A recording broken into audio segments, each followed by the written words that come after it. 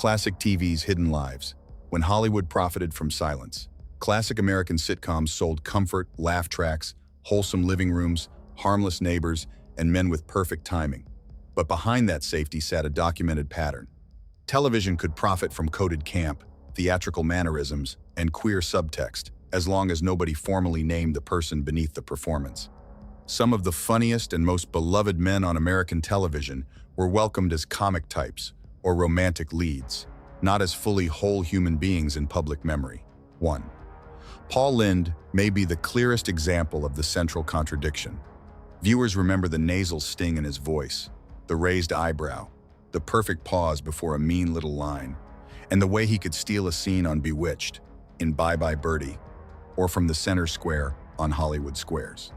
America loved that style because it felt naughty, but still television safe. The industry packaged his camp timing as mischief, not identity. His humor drew power from a sensibility audiences clearly recognized, yet television culture in the 1960s and 1970s would not let him speak openly about the life behind it. Later biographies and retrospectives describe a man whose sexuality was widely understood in Hollywood circles but publicly left unsaid. Friends later confirmed that the enforced concealment created genuine emotional strain over many years. Lynde became the joke teller, not the truth teller. Hollywood used the sparkle, the bite, and the coded delivery, and the laugh track kept rolling, but the person underneath that performance had to stay permanently guarded. 2. Jim Nabors brought a completely different kind of sitcom comfort. As Gomer Pyle, he played innocent so persuasively that he seemed almost untouched by adult complication. The voice, the soft face, the gentle rhythm of the character all suggested safety and simplicity. That image made him beloved, but it also made privacy feel necessary for decades. In 2013, after Washington state legalized same marriage, Nabors married his longtime partner Stan Cadwallader. In interviews at the time, Nabors confirmed they had been together for roughly 38 years and had built a full life together in Hawaii long before the marriage became public news. That detail fundamentally changes how his story lands.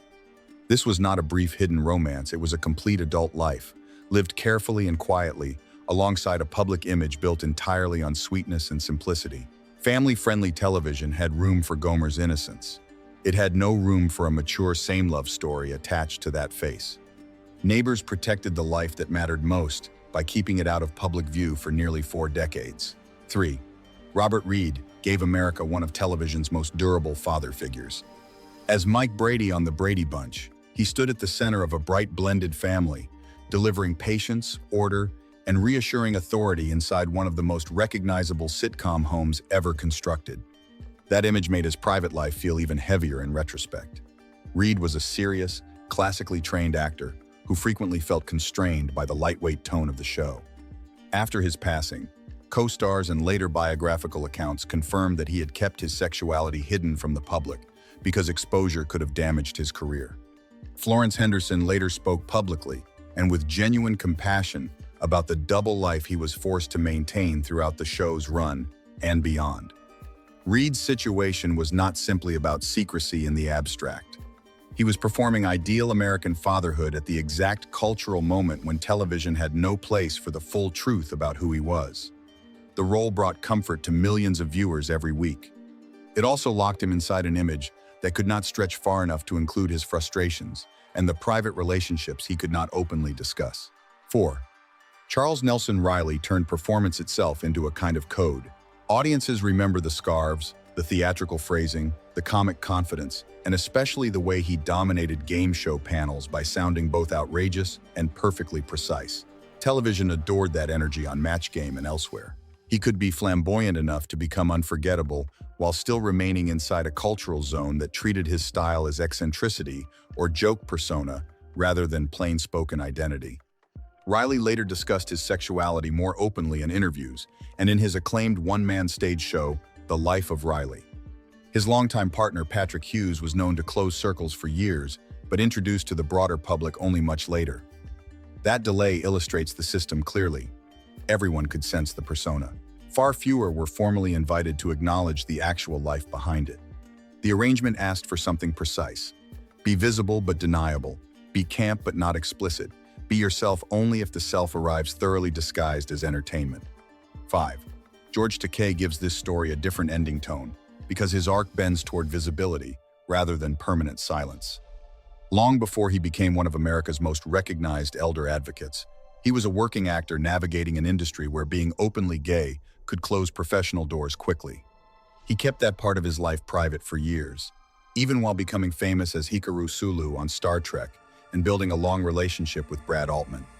In 2005, Takei publicly came out, explaining in interviews that the decision was connected to political anger over same-marriage restrictions. He did not present it as scandal or confession. He presented it as finally speaking whole. That distinction matters enormously. Takei and Altman married in 2008, and Takei has since become a prominent and documented public voice on LGBTQ rights, censorship, democracy, and historical memory. His chapter still contains the old pressure mechanism of career fear, but it also offers something several earlier men on this list never fully received the chance to attach public dignity to private truth while still alive and active. 6. Dick Sargent is one of the clearest late-life courage stories in classic television history. Millions knew him as Darren Stevens on Bewitched, the familiar sitcom husband trying to maintain order in a household constantly disrupted by magic. It was a thoroughly mainstream role, and that surface normality was part of the pressure. A man playing a conventional TV husband in that era had powerful professional reasons to keep his private life hidden, and Sargent did exactly that for decades. Then on National Coming Out Day, the 11th of October 1991, he publicly declared that he was gay and committed himself to gay rights causes. He later joked that he had become a retroactive role model, but the reason he gave publicly was serious and direct. He was concerned about the suffering of young gay people and wanted them to see a survivor rather than just another secret. That choice transformed his story entirely. What had once been silence maintained for survival became speech offered for others. Elizabeth Montgomery stood beside him in subsequent AIDS and gay rights activism, confirmed by contemporaneous press coverage, and his story became more than personal revelation. It became an act of solidarity after decades of enforced concealment. 7. Tab Hunter was one of the 1950s biggest studio-manufactured heartthrobs. Warner Brothers carefully constructed and maintained his wholesome, all-American image throughout his peak years. His 2005 memoir, Tab Hunter Confidential, written in his own words, describes in detail how the studio managed his public persona and how his relationship with actor Anthony Perkins was kept entirely hidden from public view. The memoir makes clear that the concealment was not incidental, it was an organized, deliberate feature of how the studio system operated. Performers with genuine box office value were considered assets to be protected and managed, and their private lives were treated as potential liabilities requiring active suppression. 8. Rock Hudson stands as perhaps the most extensively documented example of Hollywood image engineering in this entire history. For decades, he was marketed as the definitive romantic leading man, the face of effortless masculine appeal opposite some of Hollywood's biggest female stars. His personal life remained carefully and successfully concealed until 1985, when his illness became public knowledge. His longtime partner, Mark Christian, later spoke about the private life they shared, while Hudson simultaneously maintained the polished public image the studio system had built around him over 30 years. Hudson's case is among the most thoroughly reported and historically significant in Hollywood history, and it fundamentally changed how American media, audiences, and public health officials discussed and responded to the AIDS epidemic. 9. Montgomery Clift was one of the most respected and technically gifted actors of his generation, with a stage background that set him apart from most Hollywood contemporaries. Close friends and multiple later biographers confirmed that his relationships with men were a central part of his private life. Studio pressure to maintain a conventional public image was constant and well documented, and the tension between his private self and the persona the industry expected him to project contributed to significant personal difficulties throughout his career. Clift's case represents how the pressure mechanism operated even at the very top of the talent hierarchy. Critical respect and genuine artistic achievement provided no exemption from the industry's demand for image. Conformity. 10. Raymond Burr projected certainty, strength, and moral authority as Perry Mason, and later as Ironside, the man who always had every answer. Off-screen, that same instinct for controlled narrative shaped the public story of his life for decades. Later reporting and biographical investigation showed that parts of Burr's public biography had been carefully constructed, including accounts of marriages and family circumstances that did not survive journalistic scrutiny. What did hold up clearly was his long partnership with Robert Benavides, who remained central to Burr's life for decades and later spoke more openly in interviews about what they built together, shared home life, orchid cultivation, wine production, and business ventures. A powerful television star could be marketed as solitary, dignified, and intensely private. He could not easily be marketed as a gay man with a committed male partner, so the language was softened and managed. A partner became a companion. A shared life became a vague, private arrangement. The emotional cost was erasure by careful vocabulary. 11. Cesar Romero is remembered warmly as the Joker in the 1966 Batman television series, and as a charming fixture of Hollywood social life across 6 decades of work in film and television. He never married, and he consistently and gracefully declined to discuss his personal life publicly throughout his entire career. Friends and colleagues in later accounts described a man who moved through Hollywood's social world with genuine warmth and ease, while keeping his private relationships entirely protected from public view. He described his personal life simply as his own business, a quiet form of resistance that was also, within the industry's culture of that era, essentially the only safe option realistically available to him. 12. Wayland Flowers closes this history because his act with the puppet Madam transforms the entire theme into a vivid symbol. Audiences remember Madam first, the filthy wit, the aristocratic attitude, the fearless insults, and the thrill of hearing things on television that felt just slightly too outrageous to belong there. But behind Madam was Flowers, a genuinely gifted performer whose own public life was far more cautious than the character he animated. Surviving interviews show that he was genuinely careful about public self-identification, believing an explicit label could cost him mainstream bookings, even as he performed extensively on the gay club circuit and built an act constructed entirely from camp insinuation and coded reference. Through Madam, Flowers could say the unsayable. The puppet could flirt, provoke, and scandalize in ways the man behind it believed television would punish if he spoke just as plainly as himself. Comedy became camouflage. Expression arrived through indirection. His career shows precisely how television could make room for queer wit and sensibility, as long as it entered the room wearing another face, another voice, and a safer layer of deniability. The joke was permitted. The identity behind it stayed permanently negotiable. Every case in this history follows the same core structure. An industry that welcomed what these performers could deliver on screen.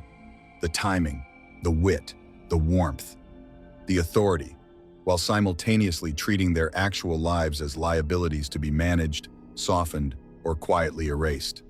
The laugh track kept rolling. The sponsors stayed comfortable. The private truth waited off stage, sometimes for decades, sometimes permanently. Hollywood did not simply ignore these men. It actively profited from a version of them it could control and asked them to pay the personal cost of maintaining that version for the benefit of the brand surrounding it. Before the cameras rolled, some of them were already somewhere else entirely, not performing, not preparing, simply trying to hold the room still long enough to remember why they had come. Hollywood has always known how to frame a legend. It knew far less about what lived inside one. Some of these men won every award the industry could offer. Some reshaped what acting meant, and some spent decades being slowly taken apart by the same quiet ritual, the morning glass, the afternoon flask, the evening that never quite ended. This is not about vice. It is about what happens when a person's architecture begins to give way, piece by piece, while the cameras keep rolling and the audience keeps applauding. 1. Mickey Rourke had the kind of face that made Hollywood executives write blank checks just to have him on screen. Then he traded it away, one choice and one punch at a time. The handsome star of 9.5 Weeks walked away from his film career and stepped into a boxing ring in 1991. But the real contest was not in the ring. It was somewhere quieter and far more personal. He arrived to matches already unsteady, absorbing punishment that slowly reshaped his face into something almost unrecognizable. Directors would find him unreachable at noon, the evidence of the previous night scattered around him. Over time, he lost relationships, resources, and the second chances that Hollywood hands out so carefully. By the late 90s, The man who once commanded any room he entered was living in a small apartment, his face a record of hard choices and complicated repairs. Then came The Wrestler in 2008. It was not simply a comeback role. A worn-down fighter, chasing one last moment of recognition, was almost exactly who he was. Between takes, Rourke reportedly broke down, recognizing pieces of his own history in the script. So when the camera was rolling, was he performing or simply telling the truth? Reliving every late night, every morning with no clear memory of how it began, and finally facing a version of himself he could no longer look past. 2. Montgomery Clift stayed away from Hollywood's social rituals, like they were something to be survived. While other stars moved through premieres and after-parties with glasses in hand, Clift remained completely sober. To him, it was the enemy of honest work. For over a decade, that discipline held. He became one of the most respected presences in American cinema.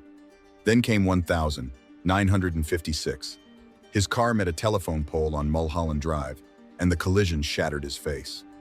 Surgeons rebuilt what they could, but the pain that remained was the kind that medical visits could not fully address. For the first time in his life, Clift turned towards something he had always refused. Not socially, not occasionally, but as the only available quieter. The change arrived fast. Within months, one of Hollywood's most disciplined performers began arriving to sets with flasks concealed in his pockets, combining substances in ways that worried everyone around him. Directors learned to schedule his work early in the day. By afternoon, he was unreliable. During The Misfits, Marilyn Monroe reportedly had to physically support him through certain scenes. Two people in different kinds of trouble, holding each other upright while the cameras continued. He was gone at 45. The collision took his face. What followed took everything else. 3.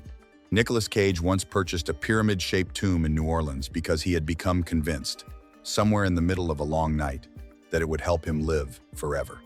That same period saw 15 properties, a private island, and a collection of objects so strange they resisted. Easy description all acquired while judgment had largely left the building. His financial advisor later testified that calls would arrive near 3 a.m., his voice unsteady, requesting European castles he had never visited. Then the structure collapsed. Debts accumulated. In 2011, officers in New Orleans encountered him screaming in the French Quarter, unable to identify which residence was his. He had been arguing with his wife about whether they lived in the building in front of them, then invited the officers to take him into custody while standing outside with evidence of a confrontation on his face. His own son arrived to release him, the arrangement of roles completely reversed. By 2009, he owed the federal government $14 million. What followed was simple arithmetic. Any role, any script, any payment accepted. 5 or 6 productions a year, most of the earnings already spoken for before filming began. The man who once commanded $20 million per picture was now working for a fraction of that, most of it already assigned elsewhere. When resources, reputation, and clarity all spiral together, what remains of the person the legend was built around? 4. Shia LaBeouf. Shia LaBeouf's father introduced him to the concept of escape before he was old enough to understand what he was being handed. By the time he became the center of a franchise worth billions, that escape was no longer occasional. It had become structural. The incidents accumulated. In 2014, he disrupted a Broadway performance. He was removed by security while insisting to officers that he was a government intelligence operative. In 2017, a public intoxication arrest captured on body camera showed him directing deeply offensive remarks at a Providence officer based on his appearance. The footage moved instantly through every available channel, and whatever professional goodwill remained evaporated in real time. Then came darker allegations from someone who had trusted him closely. A former partner described a pattern of behavior across multiple incidents, arriving unsteady, becoming dangerous, continuing through the following morning as though nothing required explanation. By that point, the story was no longer chaotic. It was something with a shape. LaBeouf entered a court-ordered program in 2017 and later described a period of sobriety. He wrote a screenplay examining the relationship with his father, attempting to trace how that early introduction to escape became years of instability. But Hollywood has a long memory precisely because second chances are expensive, and the arithmetic of trust, once spent, rarely returns at full value. 5. Marlon Brando turned the production of Mutiny on the Bounty into a study in institutional collapse. A 3-month shoot stretched into 8 because he would disappear without notice. When he did appear, the script held no particular authority for him. He improvised what he felt, leaving editors with the task of assembling something coherent from material that had not been designed for coherence. By the 70s, the unpredictability had become a known condition built into every contract. During the Missouri breaks, he arrived in costuming that bore no relationship to the character, and played scenes according to whatever interior logic had arrived that morning. Directors stopped attempting to control him and began simply adapting to him. Studios budgeted additional weeks and resources specifically for the uncertainty of his presence. Then came The Godfather. Even at that level of achievement, the infrastructure required to sustain a performance had expanded significantly. Cue cards were placed on actors, on props, embedded into the geometry of the set, because the lines no longer resided reliably in the person delivering them. The man who had once reformed the entire grammar of screen acting now required the set itself to speak for him. Alcohol does not announce its accumulation. It arrives over years, quietly redistributing what memory holds, what discipline protects, and what control can be trusted. 6. Humphrey Bogart approached his consumption with the composure of someone who had decided the matter was settled. Whiskey for breakfast, gin at noon, scotch until consciousness released him. At Hollywood gatherings, he held his glass with the calm of someone entirely in command of the evening until midnight arrived, and the calm became something else entirely, something that enjoyed the friction of a confrontation. On the Warner Brothers sets of the late 30s and early 40s, his condition upon arrival was already known. The evidence of the previous evening was visible.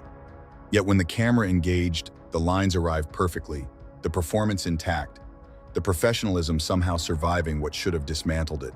He was suspended 11 times for confrontations with studio management, often while still holding whatever the current hour required. During The African Queen, the production in the Congo became something resembling a long shared ritual between Bogart and director John Huston. Between takes, in jungle heat, the bottles passed between them as though the geography demanded it. But time operates on its own schedule, indifferent to talent or legend. By his 50s, the years of accumulated consumption began presenting their invoice. His health declined, and a cancer he could not negotiate with ended his life at 57.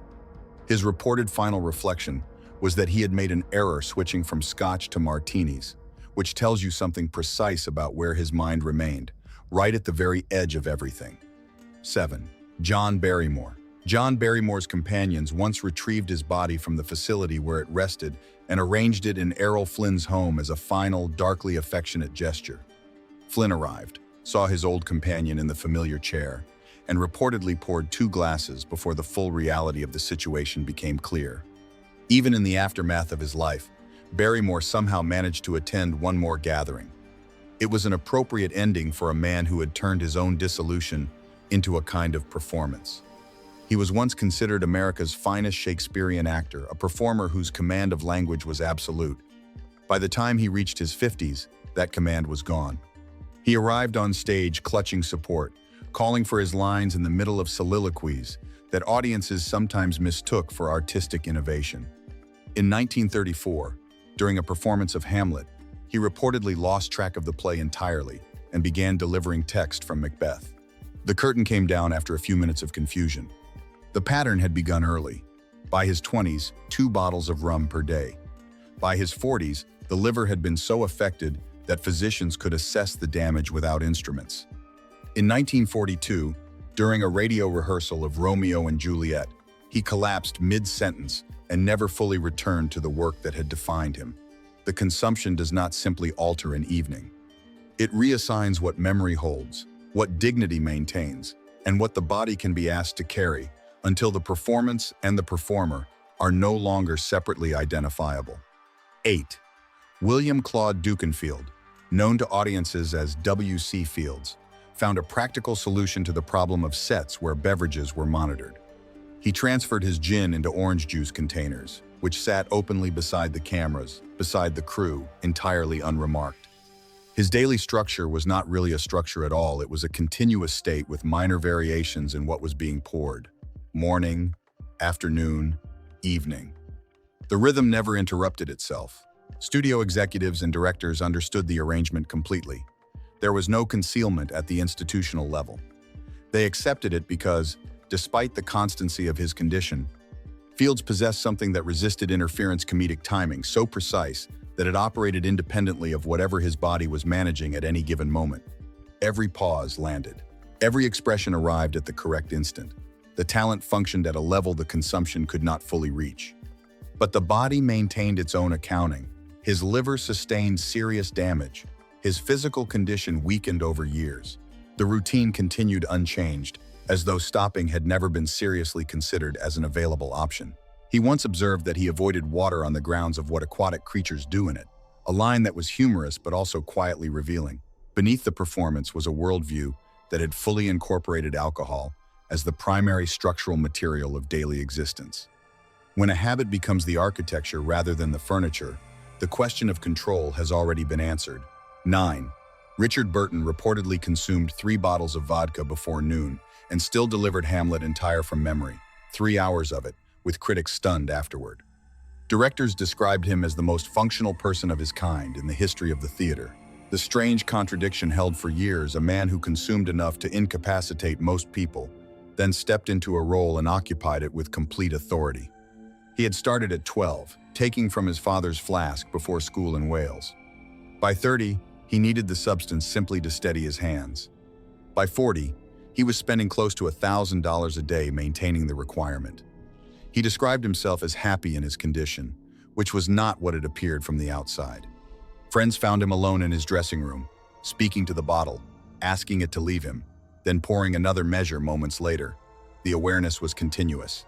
The surrender was equally continuous. Eventually, the body presented what years of awareness had failed to prevent. During the filming of 1984, he suffered a severe hemorrhage on set.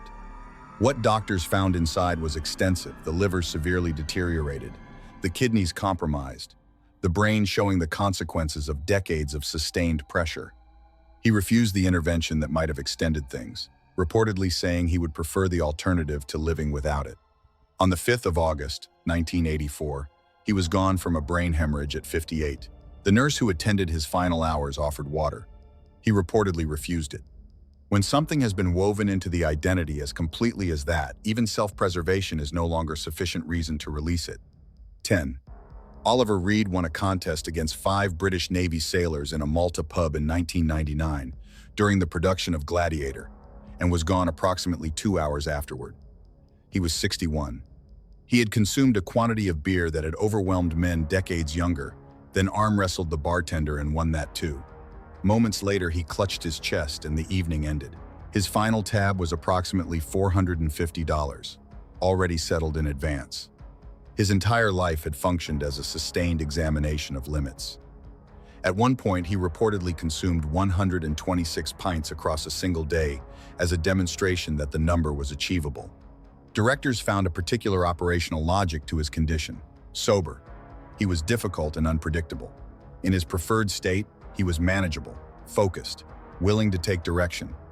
During Gladiator, Ridley Scott maintained a bar inside his trailer because it was the most reliable way to keep production functional.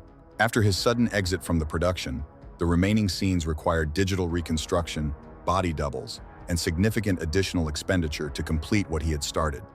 Even after he was gone, he remained more economically productive than most working performers. A final performance assembled from fragments and technology and memory. When excess becomes the entire identity rather than a feature of it, the conclusion tends to arrive without preparation. Only the aftermath belongs to everyone else. 11. Peter O'Toole and a companion once attempted to purchase a bar outright at closing time because the owner declined to serve them further. That was a small moment in a very large story. O'Toole later acknowledged openly that he had no memory of an entire decade. The 1960s were simply absent. He knew how the period began and how it ended, but everything between those 2 points was gone. The remarkable detail was that this was his peak. The Oscar nominations, the iconic roles, the Shakespeare on stage, all of it occurred during the missing years. He achieved his greatest work without being present for it. Directors adapted by scheduling his work before noon. After that threshold, the material became unreliable. A studio built him a private bar on set at one point as the most practical available solution to keeping production moving. It did not always work. He was observed on television at a racetrack, glass in hand, minutes after telling the crew he was returning to his trailer to prepare. By the mid-70s, a surgical procedure revealed damage so significant that the attending physician offered a simple conclusion: one more drink, and the story ended there. O'Toole stopped entirely, cold, and remained that way for nearly 40 years. He described sobriety as the hardest role he had ever attempted. He lived to 81, outlasting several of the physicians who had made their predictions. How much of a life remains yours if you cannot recall having lived it? 12. Robin Williams was present at the Chateau Marmont on the night of the 4th of March 1982, when John Belushi was in the final hours of his life in a nearby bungalow. Williams left in the early morning. By the time he learned what had happened behind him, the decision was already forming. He stepped away from cocaine immediately and held that boundary for nearly 20 years. Frightened, he said, that the same geography would eventually claim him. But there was something else. He called it the slow instrument, less dramatic than what had taken his friend, but persistent in a different way, occupying the quiet hours after performances, the space where all the voices and characters that had animated him on stage continued running without an audience. His first wife described a transformation that occurred when he was in that state: cold, unreachable, the complete opposite of the warmth he presented to the world. He often had no memory of it afterward. The words said, "The moment's broken, gone by morning." A relapse in 2003 began with a single beer at a gathering. 1. Within days, it had become a bottle of whiskey each evening. An intervention in 2006 led him back to treatment, but the real adversary turned out to be something that sobriety alone could not address. He was later diagnosed with Lewy body dementia, a condition that had been reshaping his neurology for years, producing hallucinations and paranoia and distress that had nothing to do with what was in the glass. On the 11th of August 2014, he was gone at his home in California. Sometimes the contest is not simply with the substance. It is with what the substance was being used to silence and what that silence was protecting. 13. Michael Landon portrayed America's ideal father on Little House on the Prairie, while privately beginning his mornings with vodka, introduced into his coffee by 6 a.m. The man whom millions of households welcomed as a symbol of stability was maintaining a very different private arithmetic. After a riding injury in 1973, strong prescription medication entered the routine, and the combination of the two created a sensation of capability that became its own requirement. On set, the evidence was managed.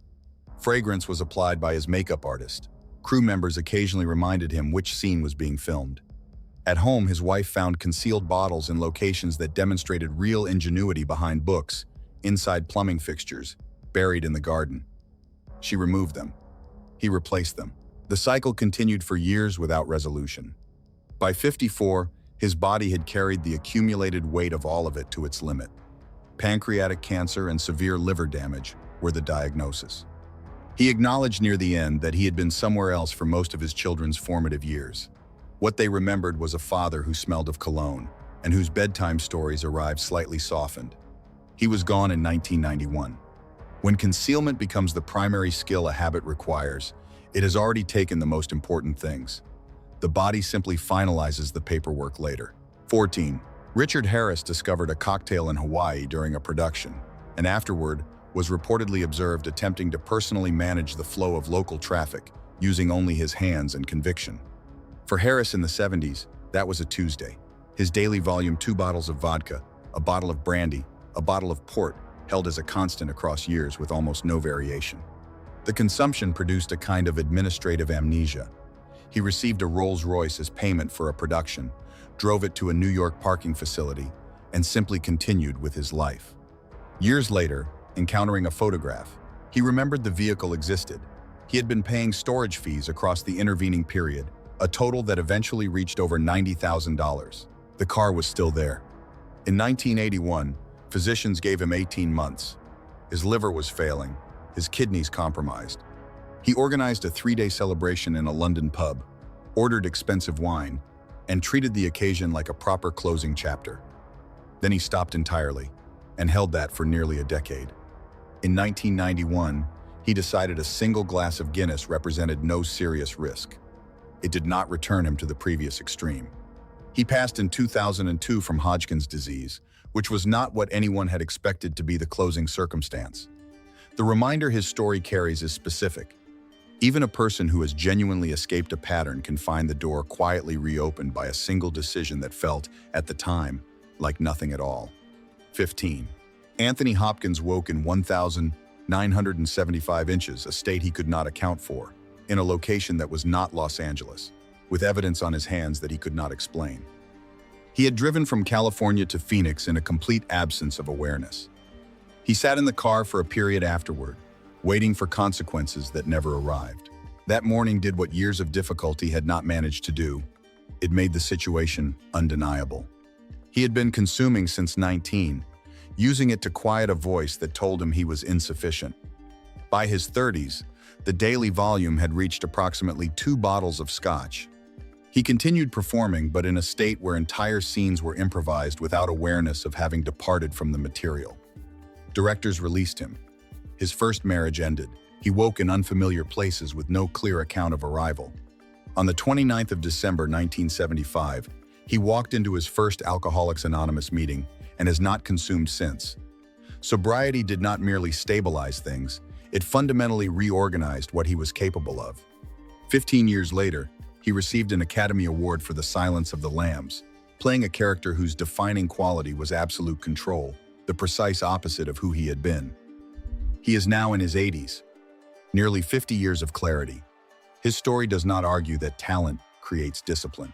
It argues the reverse, that discipline, once genuinely chosen, can recover almost everything talent had already built and then surrendered. 16. Errol Flynn introduced a syringe to his approach to the onset prohibition on beverages. He injected vodka into oranges and consumed approximately 15 of them before lunch, then proceeded to perform swordplay with actual blades while the room conducted its gentle revolution around him. His residence on Mulholland Drive operated at a sustained frequency that led neighbors to name it Cirrhosis by the Sea. Flynn had the name formalized on a sign near his pool and considered it a reasonable description. His mornings began with champagne, what he called the appropriate opening. By noon, rum had taken over. By evening, vodka assumed its position. The studio assigned him a dedicated handler whose function was essentially architectural, keeping the performance upright long enough to film it. During They Died with Their Boots On, he separated from his horse 7 times in a single day. The director eventually had him secured to the saddle with concealed rigging. When Flynn discovered the arrangement, he received it as good news and requested something to mark the occasion. He turned excess into aesthetic, chaos into a form of entertainment, and danger into a daily operating condition. His career eventually narrowed, his body accumulated the expenses of what it had been asked to sustain, and he was gone at 50. But the legend he assembled from the wreckage of ordinary behavior outlasted the wreckage itself, which may be the most Flynn outcome available. 17. Dean Martin built one of the most sophisticated pieces of theater in Hollywood history, the impression of a man who was perpetually, pleasantly, somewhere between the first drink and the third, effortlessly in command of the stage, while appearing to barely occupy it. The glass was always present, the smile was always lazy, the voice arrived exactly where it needed to. For years, the performance was largely constructed. The intoxication was the character, not the man. But over time, the character and the man began to negotiate their boundaries less clearly. After his separation from Jerry Lewis, the silence of performing alone and the particular emptiness of life off stage began to require something more consistent. Friends described an afternoon ritual that extended further into the evening than it once had, a private consumption that held less resemblance to the stage version. In 1987, his son was gone in an aircraft accident. After that, Martin withdrew from the public architecture of his life almost completely. The performances stopped. The appearances stopped. The careful management of the image that had sustained a career across 4 decades slowly became unnecessary because there was no longer a career being sustained. He passed in 1995 at 78. Not in the manner of a loud conclusion, but of a gradual dimming, a man who had once made the entire industry pause to listen, choosing finally to be somewhere quieter. What these stories share is not the beverage. It is the structure of the process, How something that begins as a single decision, a single glass, a single evening of relief, gradually assumes more of the available space until the space is no longer primarily the person's own. Every one of them started the same way. Something to take the edge from a difficult day. Something to quiet what the work had stirred up. Something that cost very little and seemed to require nothing in return. And then, across months and years and decades, the accounting changed. Careers were reassigned, relationships were surrendered, memories were removed, and the private person behind the public legend was slowly replaced by someone the legend could no longer fully recognize. None of them, at the beginning, thought it would go that far. That, perhaps, is the most precise thing any of these stories has to say.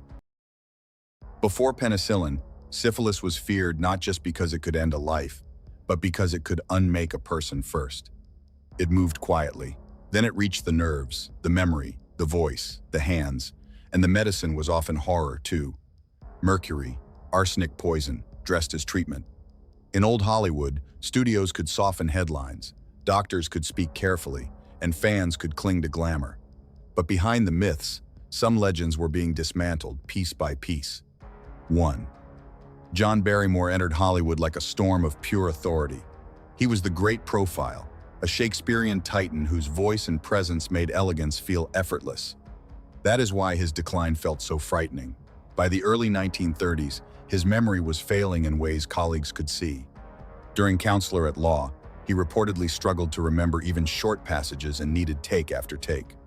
The public explanation was easy and convenient. Drink, dissipation, another genius ruining himself.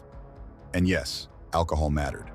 But some historians and medical writers have long argued that liquor alone may not explain the full collapse, especially given the mental confusion, physical deterioration, and family history surrounding the Barrymores.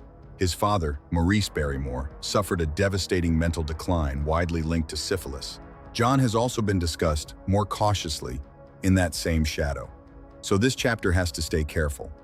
Barrymore is not a medically settled case. He is a case of suspicion, but it is a powerful one. The image that remains is not just of a troubled star. It is of a master actor standing where language once obeyed him and finding blankness instead. The public saw wreckage. What they may have been seeing was a mind being taken apart from the inside. Friends recalled self-parody, but the humor made the decline easier to watch than to confront. Behind the jokes, dignity was slipping away. 2. Mabel Normand was sunlight in motion.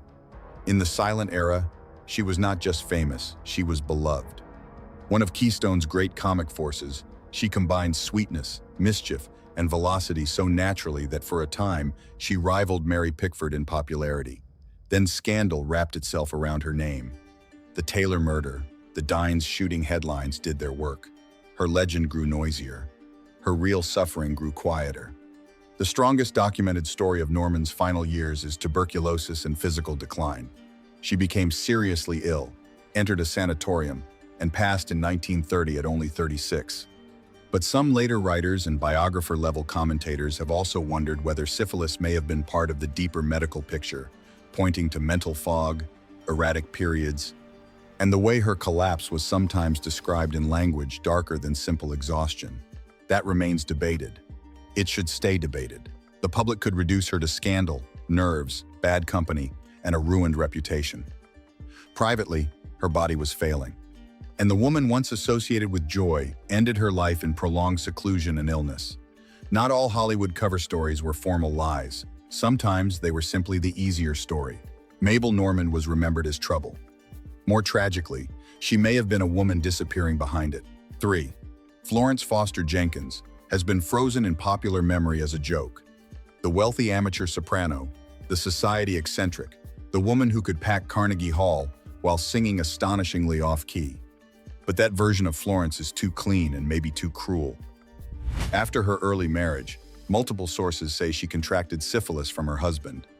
In the pre-penicillin era, that meant years of living not only with the disease, but with the era's treatments, mercury, arsenic damage, that could come from both the illness and the attempted cure. Some accounts say the infection and treatment affected her nerves and hearing. Some go further and speculate that they may have shaped the strange sonic world in which she believed she was singing beautifully. That is the key word here, speculate.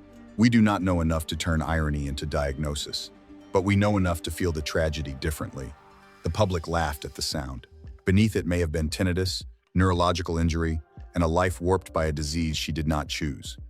Florence Foster Jenkins was not only a camp legend, she may also have been an audience applauding the damage without knowing it. And that is what makes her chapter so eerie. Fame did not expose the wound. It turned the wound into entertainment. 4. Alma Rubens had the kind of face silent cinema knew how to worship. Dark-eyed, intense, and emotionally alive on screen, she rose fast before her career began to warp under something much more frightening than gossip. By the mid-1920s, colleagues were describing drifting speech, glassy eyes, and unreliability. She cycled through addiction, institutional stays, attempted comebacks, and public disgrace. In 1931, after another narcotics arrest, she collapsed and passed soon afterward from pneumonia and bronchitis. The documented center of Rubens' downfall is substance dependency that must not be erased. Cocaine and morphine were destroying her career in plain sight. But some old Hollywood histories also place syphilis in the background of her suffering, either as a direct diagnosis or as part of broader medical wreckage. That part is less secure than the addiction record, so it has to be framed as suspicion, not certainty.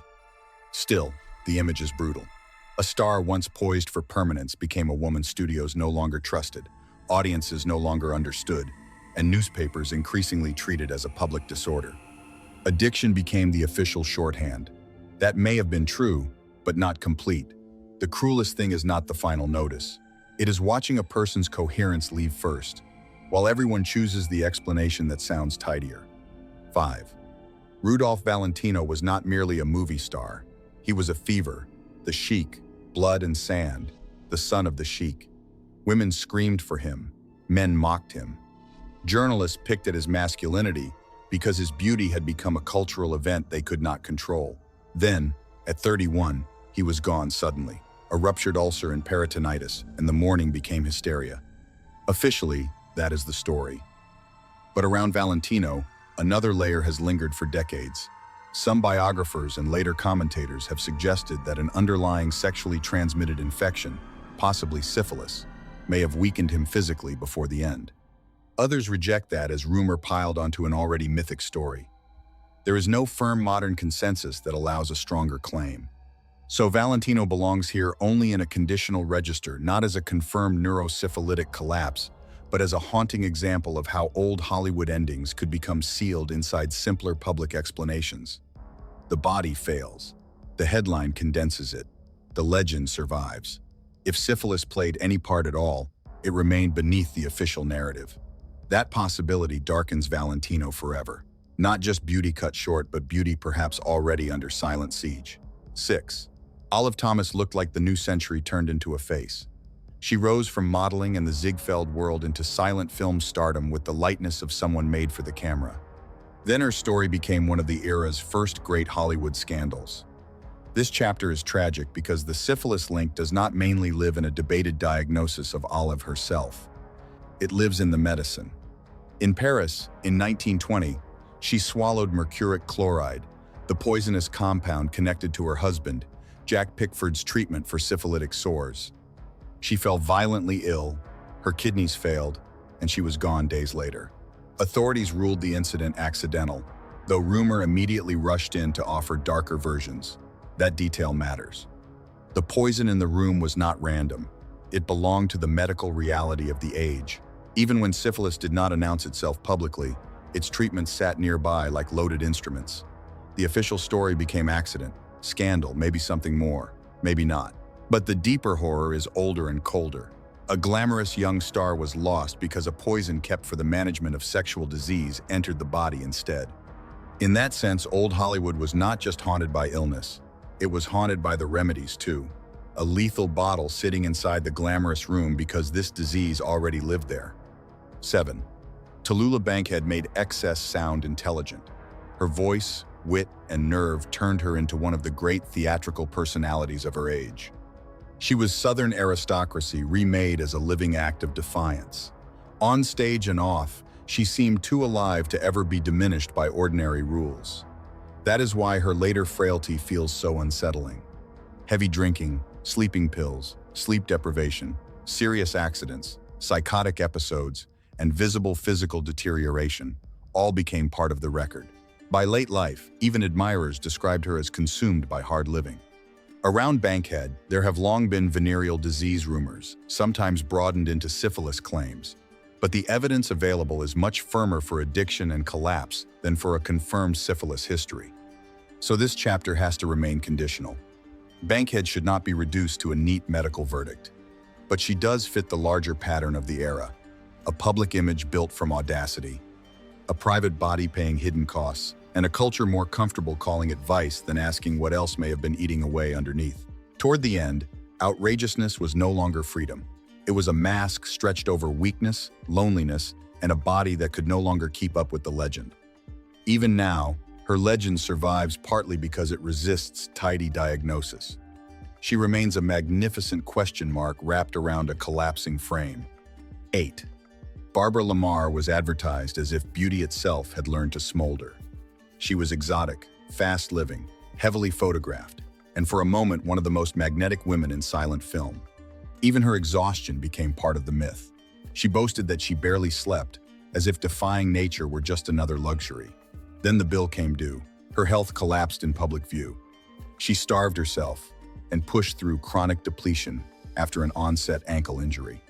Later accounts say she was prescribed morphine, and rumors of narcotics dependence followed her for years, though some modern biographers dispute the harsher versions. What is less disputed is how rapidly she deteriorated. By late 1925, she was seriously ill with tuberculosis, complications, nephritis, and extreme wasting. She was gone in 1926 at only 29. Some writers have also tied Lamar's decline to the old syphilis and treatment nightmare that touched so many stories of the period. But this is not a medically secure case. It is, at best, a suspected one. The public saw a beauty fading shockingly fast. The deeper truth may have involved not one vice, but an entire age of toxic medicine, sleepless self-destruction, and illnesses Hollywood had every reason to describe more politely. She looked less like a fallen star than like someone being used up by the pace, the prescriptions, and the silences of her own era. 9. Al Capone is the chapter that removes any last illusion that this was only a Hollywood tragedy. Capone was not beautiful, beloved, or artistically revered. He was feared. He built an empire of intimidation during Prohibition and turned his name into a synonym for criminal power. But syphilis did not care. Britannica states the core fact plainly. After his years in prison, Capone's mental and physical condition deteriorated from paresis, a late stage of syphilis. This is the strongest case in the lineup. By the time he left Alcatraz and later received treatment in Baltimore, the damage was already devastating. Reports from his final years describe a man reduced far below the myth, confused, diminished, and increasingly childlike. That is the true ending this subject demands. Fame could not stop it. Fortune could not stop it. Violence could not threaten it away. Whether the person was a matinee idol, a comic genius, a scandal shadow, or the most notorious gangster in America, the disease moved with the same cold patience. 10. Howard Hughes built empires from metal and ambition. He pushed aviation to its limits, produced films, and moved through the world as though ordinary constraints simply did not apply to him. But behind the myth of the untouchable billionaire, something quieter was dismantling the architecture of his mind. By the 1950s, his behavior had shifted from eccentric to something far more alarming: compulsive rituals, paranoia, prolonged isolation, and a terror of contamination that consumed him entirely. Some medical historians have placed syphilis in the background of his neurological unraveling, alongside obsessive-compulsive disorder and the well-documented prescription dependency. That connection remains speculative rather than confirmed. What is not speculative is the trajectory. A man who once shook hands with presidents spent his final years unwashed, unrecognizable, and sealed inside a darkened room. Whether the cause was psychiatric, pharmaceutical, or something the era preferred not to name, the result was the same. The most powerful man in any room slowly became someone who could no longer leave it. 11. Paul Robeson arrived on the world stage as something almost impossible to contain. A concert baritone, a Shakespearean actor, an athlete, a lawyer, and a political voice that governments feared enough to surveil. His presence was a challenge to every boundary placed before him. Then, in the late 1950s, something fractured. He entered psychiatric institutions, underwent electroconvulsive treatment, and emerged diminished, quieter, slower, a man who had once filled concert halls, now barely filling a room. The official explanation centered on depression and the exhaustion of political persecution. But some biographers have raised questions about whether a venereal infection treated aggressively with mid-century methods may have contributed to the neurological damage. That claim carries uncertainty and must stay there. What is certain is that the silencing of Paul Robeson remains one of the most unsettling stories the 20th century produced.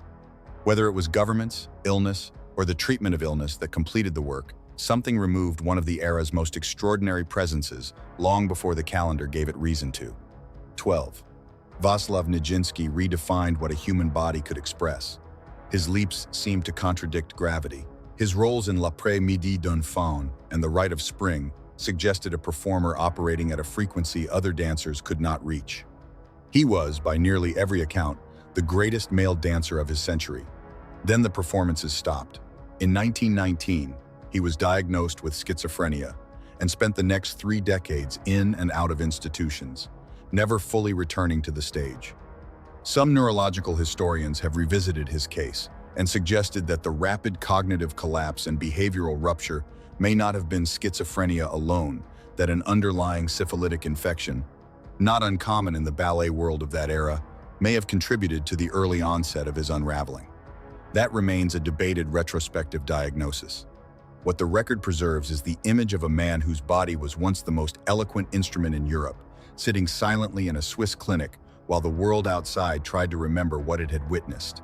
The leap was never repeated. The landing lasted decades. 13. Lord Randolph Churchill was one of the most dazzling political minds in Victorian Britain. Brilliant, aggressive, and seemingly destined for the very top of government, he resigned from the cabinet in 1,886 inches. A move so miscalculated, it effectively ended his political career. What followed shocked even his opponents. His speeches became incoherent. His behavior grew erratic. His correspondence in his final years reveals a mind that could no longer hold the arguments it once constructed with such devastating precision. His physicians at the time suspected general paralysis of the insane, the Victorian term for neurosyphilis. Modern biographers remain divided, with some attributing the collapse to other neurological causes. But the timeline, the symptoms, and the era align with a pattern that appeared in too many cases to dismiss. Winston Churchill grew up watching his father come apart in public. He rarely spoke of it. The man who would later hold Britain together in its darkest hour had already seen, at close range, what it looked like when a formidable mind could no longer hold itself. 14. Scott Joplin gave American music an architecture it did not know it needed. Ragtime, in his hands, was not novelty, it was precision, emotion, and dignity pressed into notation. He composed, published, and pushed the form towards something that deserved a permanent place in the concert hall. He believed, correctly, that his opera, Tremonisha, was a serious work. He spent years trying to get it staged. It was not performed properly in his lifetime. By 1916, he was confined to Manhattan State Hospital. The admission records are preserved. The diagnosis was dementia paralytica, the clinical term for neurosyphilis at its final stage. He was gone in 1917. The opera he could not get staged was finally performed in full in 1972, more than 50 years after the disease had taken the composer. Who wrote it? Joplin belongs in this record not as suspicion or speculation, but as confirmation. The architecture of his mind was being quietly disassembled while he was still trying to build something magnificent with what remained. The music outlasted the silence. The silence came first. With Capone, with Joplin, with every name in this record, there was no graceful final pose left to protect, just erosion. Modern medicine arrived too late for people who had once looked untouchable. These stories endure because the real horror was not scandal. It was disintegration. Beauty, genius, fortune, wit, and power all yielded before the same invisible enemy. Old Hollywood sold a dream, and the currency it used was satin, carefully controlled lighting, and the illusion of effortless perfection. But behind some of the most dazzling public images of the 20th century were stories the studios could not fully contain and the press could not always accurately tell. Some names in this video belong to documented trans pioneers whose lives changed what was legally and culturally possible for the people who came after them. Others were never confirmed as trans, yet became subjects of relentless speculation because their image unsettled the easy categories that celebrity culture depends on. This is not a single story. It is the tense intersection of transition, secrecy, projection, reinvention, and myth stretched across nearly a century of fame. Number 1. Caroline Cossey. Caroline Cossey entered public view in exactly the way the old Hollywood promise was supposed to work. Tall, elegant, photogenic, and trained in the kind of composed femininity that fashion and film required. She appeared in the 1981 Bond film For Your Eyes Only. Working under the professional name Tula, it should have been the beginning of a much larger career. Instead, it triggered a public ambush. Shortly after the film's release, the tabloid News of the World outed her as transgender without her consent, transforming what should have been a career lift into an event that stripped her private history into mass entertainment at the precise moment she was becoming visible. Cossey later described the exposure as devastating, not simply because it was unwanted, but because of the specific cruelty of its timing. What followed was a sustained fascination that treated her beauty as something requiring explanation, as though glamour and trans identity were categories in conflict that needed resolving. She answered that treatment with unusual directness, publishing memoirs and fighting publicly for the legal recognition that Britain repeatedly denied her. In 1991, she became the first transgender woman to appear in Playboy. She later took her case for marriage recognition to the European Court of Human Rights. Her story endures not because it ends in tragedy, but because she survived exposure and turned the tabloid cruelty directed at her into one of the most visible records of trans resilience the era produced. Number 2. Christine Jorgensen. Christine Jorgensen did not enter history as a whispered rumor or a quietly circulated anecdote. She arrived like a detonation. Born George Jorgensen Jr., she served in the U.S. Army, then traveled to Denmark, where she underwent a series of medical procedures under endocrinologist Dr. Christian Hamburger, beginning in 1951 and concluding in 1952. She had intended for the transition to remain private. An unidentified person who knew about her procedures contacted the press, and on the 1st of December 1952, the New York Daily News ran the headline, "XGI becomes blonde beauty," and the story became impossible to contain. What the press and public were reacting to was not just the medical fact. It was the image.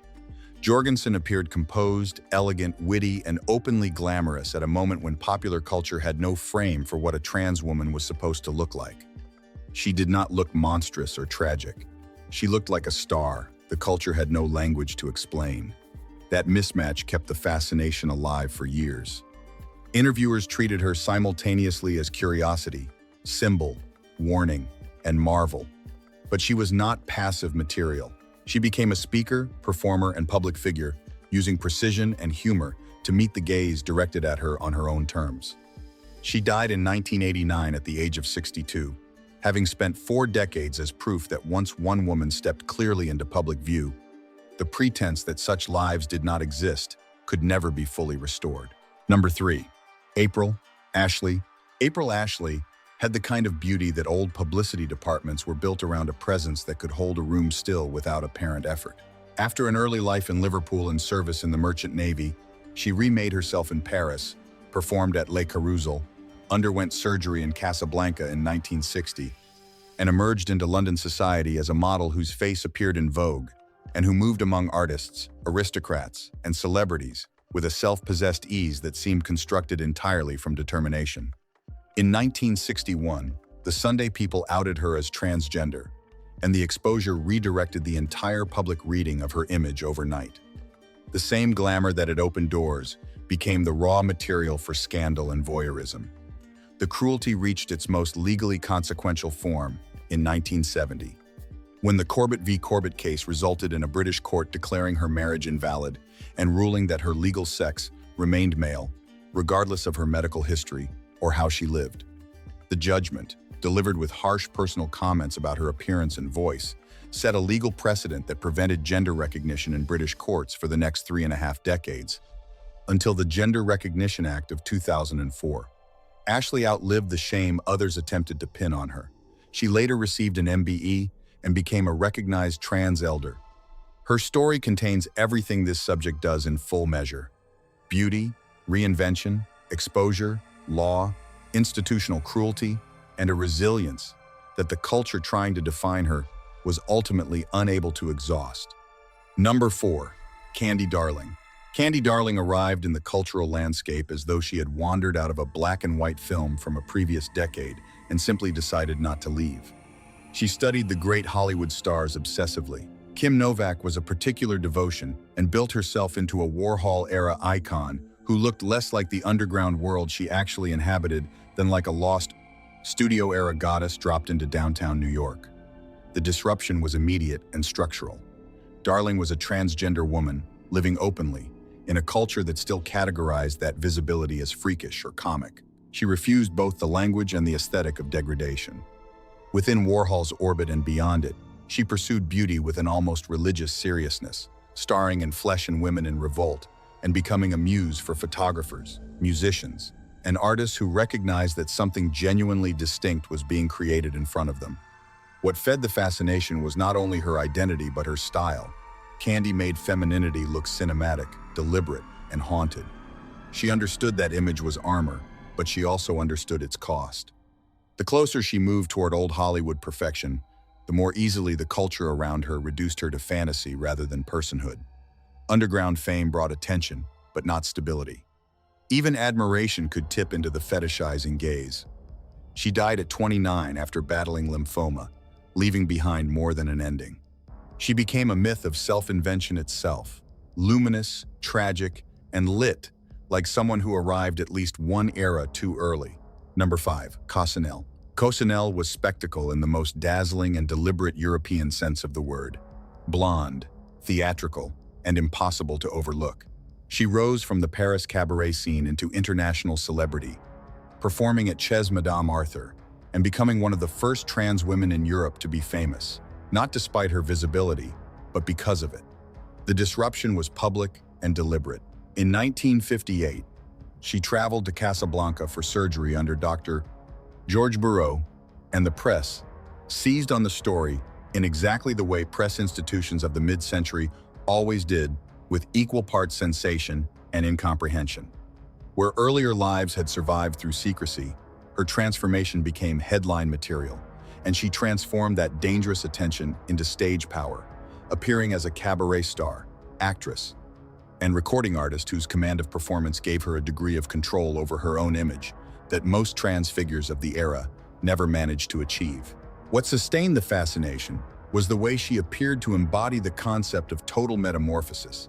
Her stage name, her blonde bombshell image, her wedding headlines, and her sheer ability to command a room made her look to the public like transformation itself given physical form.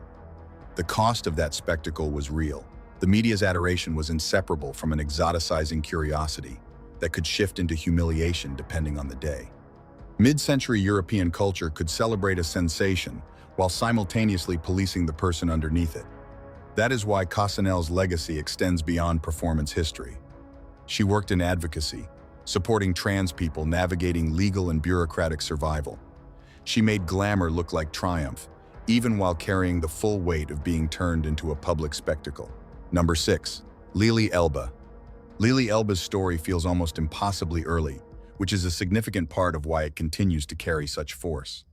Before modern celebrity culture had fully solidified, before television or viral headlines, before any coherent public language around trans identity existed, she was already living a drama of identity, art, medicine, and risk that would echo across the following century. Born in Denmark and known earlier as Einar Wegener, she was part of an artistic world shared with painter Gerda Wegener. The disruption began in private gestures that became life-altering. After posing in women's clothing for Gerda's work, she increasingly came to understand herself as female and began living more openly in that identity, particularly in Paris. By 1930, she underwent a series of pioneering surgical procedures in Germany. What has kept her story alive is the staggering emotional and medical weight of it. This was not a celebrity scandal or a press ambush. It was a human being stepping into genuinely unknown territory with no stable medical roadmap, no protective community framework, and no guarantee of physical survival. The danger was absolute. Her final operation, intended to transplant a uterus, triggered an immune rejection and subsequent infection. Lily Elby died of cardiac arrest on the 13th of September, 1931, 3 months after the surgery. She is often remembered through the frame of firsts, but the deeper truth is both sadder and larger. She stands at the edge of modern trans history as an artist who pursued recognition of self so completely that the pursuit became sacrifice, and the sacrifice became a legend that the century following her would still be learning. From number 7, Roberta Cowell. Roberta Cowell brings an entirely different kind of glamour into this story. Not soft focus and gowns, but engines, uniforms, and cold nerve. Born in 1918, she raced cars competitively, studied engineering, and served as a Spitfire pilot during the Second World War. She was captured after being shot down, held as a prisoner of war, and eventually escaped the kind of biographical record that old culture associated exclusively with a particular model of masculine heroism. That history is the disruption.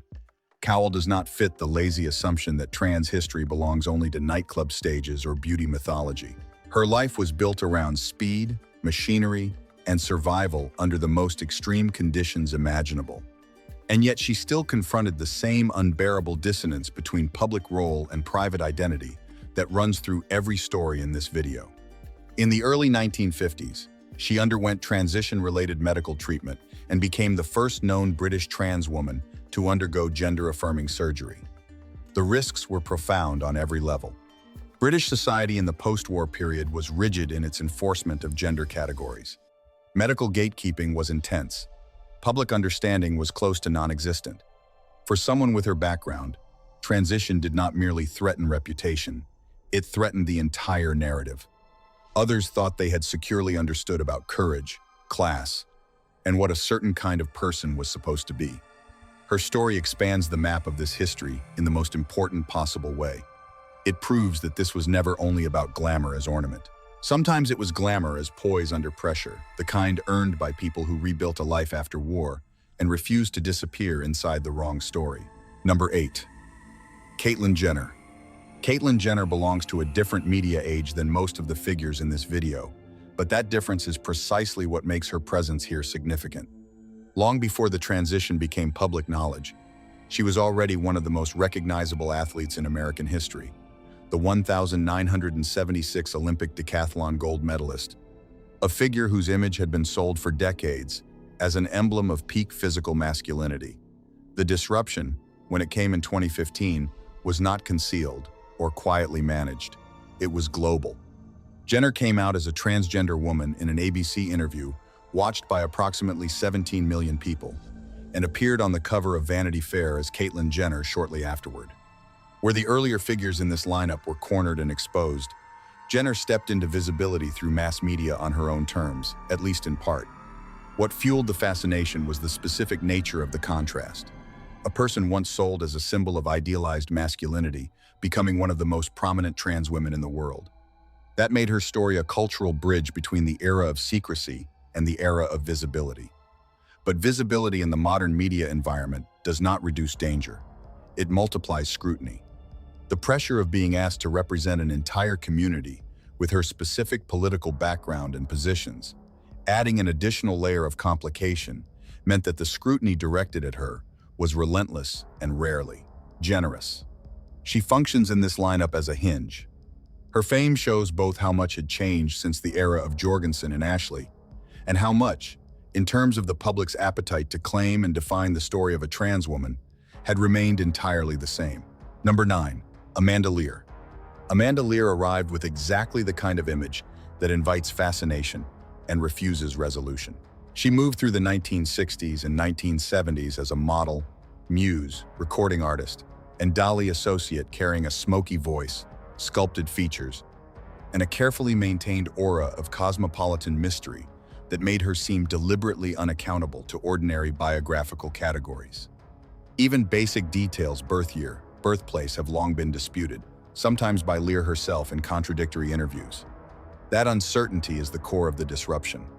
She has consistently denied being transgender, yet the rumors followed her for decades, fed by tabloid culture, stories linking her to Paris, cabaret circles, and claims from others, including April Ashley, that she had once performed under a different name and identity. Lear herself occasionally suggested that the ambiguity was useful to her professionally. What kept the fascination alive was that her image seemed constructed from deliberate opacity, too composed to be accidental, too self-authored to feel transparent. In a media culture built on exposing the mechanism behind glamour, her sustained refusal to settle the question only amplified the question itself. It is important to be clear that her story does not carry the same historical weight as the documented trans pioneers in this lineup, and conflating them would be a misrepresentation. What her presence reveals is something different, that celebrity culture has long treated any woman with an unusual voice, strong facial structure, or enigmatic backstory as fair game for gender suspicion. In that sense, Lear became proof that ambiguity can function as a brand, and that a rumor, if powerful enough, can eventually start to rival the person who first inspired it. Number 10. Katharine Hepburn. Katharine Hepburn's magnetism never depended on soft compliance. She was elegant, certainly, but also sharp, athletic, and defiantly difficult to package. Hollywood sold her as a leading lady, yet her screen presence has always been remembered in terms of intelligence, eccentricity, and a tomboyish authority rather than the conventional daintiness the industry typically sold. That is the disruption. Hepburn is not a documented trans figure, and she should not be rewritten as one. But she became a focus of speculation because she wore trousers on and off set at a time when femininity was still being aggressively policed by studios and gossip columns alike, projected command rather than submission, and built a public identity that appeared self-authored rather than studio-approved. What fed the fascination was the gap between what she was and what the era expected a woman to be. A voice with brisk authority. A face that looked into the camera rather than offering itself to it. A self-presentation built around independence rather than availability. In old rumor culture, any of those qualities alone could trigger whispers. Together, they made her a permanent target for the kind of speculation that did not require evidence, only visibility. The danger was subtler than an outing, but still real. Hollywood punished women who declined ornamental femininity. They could be called difficult, cold, unfeminine, or secretly something else. Gossip became a disciplinary tool used to manage women who made the culture uncomfortable. Hepburn's legend matters here not because the speculation should be accepted as fact, but because her career shows with unusual clarity how quickly any departure from expected gender presentation could be converted into mystery and mystery into scandal. Number 11. Barbara Stanwyck. Barbara Stanwyck projected a different kind of glamour, not soft or dreamy, but composed of steel. On screen, she could be sensual, ruthless, funny, wounded, or icy, often within the same film and sometimes within the same scene. Off-screen, her legend gathered around competence, a fiercely guarded private life, and a self-possession that made her feel less like a manufactured starlet than like someone who had built herself from the ground up and intended to remain standing. That image is what placed her under speculative light. Stanwyck is not a documented trans figure, and misrepresenting her would be both inaccurate and dishonest. But her androgynous authority, her carefully protected privacy, and the long-standing rumors about her personal life and same-sex relationships made her one of those golden age stars onto whom audiences projected questions they could not comfortably ask in public. The fuel was not a single scandal, but an atmosphere. She did not perform helpless femininity. She seemed entirely self-contained. Even her most glamorous roles carried visible toughness under the polish, and old Hollywood gossip had a consistent habit of treating female self-control as inherently suspicious. The risk was reputational. A woman who was too hard, too private, too independent, or simply too unreadable could be quietly scrutinized and quietly punished for qualities that in a male colleague would have been celebrated as strength. Her legend remains as a reminder that gossip fastened itself not to evidence but to power, and that when a woman looked too self-possessed for the era's comfort, the culture often invented a secret to explain her, rather than simply acknowledging the obvious truth that she had nothing to explain. Number 12. Joan Crawford. Joan Crawford built herself with a thoroughness that made the construction itself part of the fascination. She rose from poverty and chorus lines into one of Hollywood's most formidable image makers, refining every angle, gesture, and public presentation until glamour looked less like luck than like sustained. Relentless discipline. That discipline is the disruption.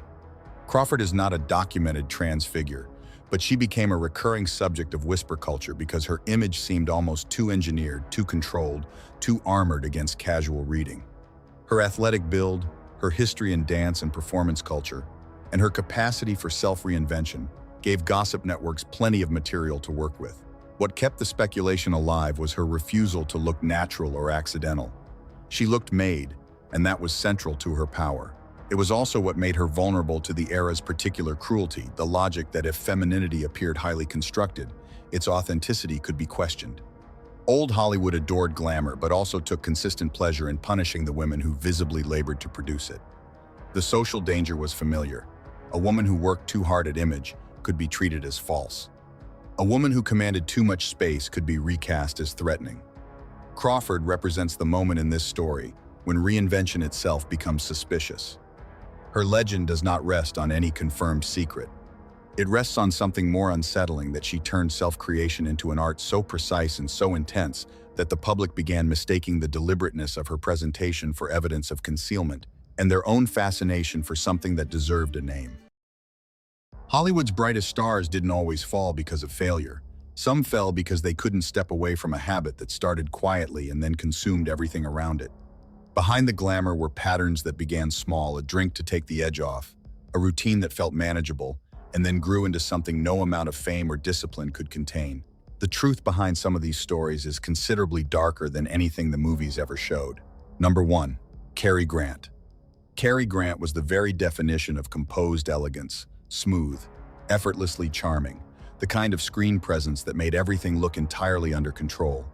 Off-screen, he was navigating something considerably less polished, struggling with what doctors described as prolonged emotional detachment and unresolved psychological difficulty.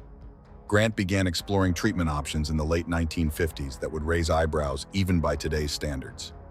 It was his then-wife, Betsy Drake, who first tried LSD-assisted psychotherapy with psychiatrist Dr. Mortimer Hartman in Beverly Hills and recommended it to him. Grant took her advice seriously.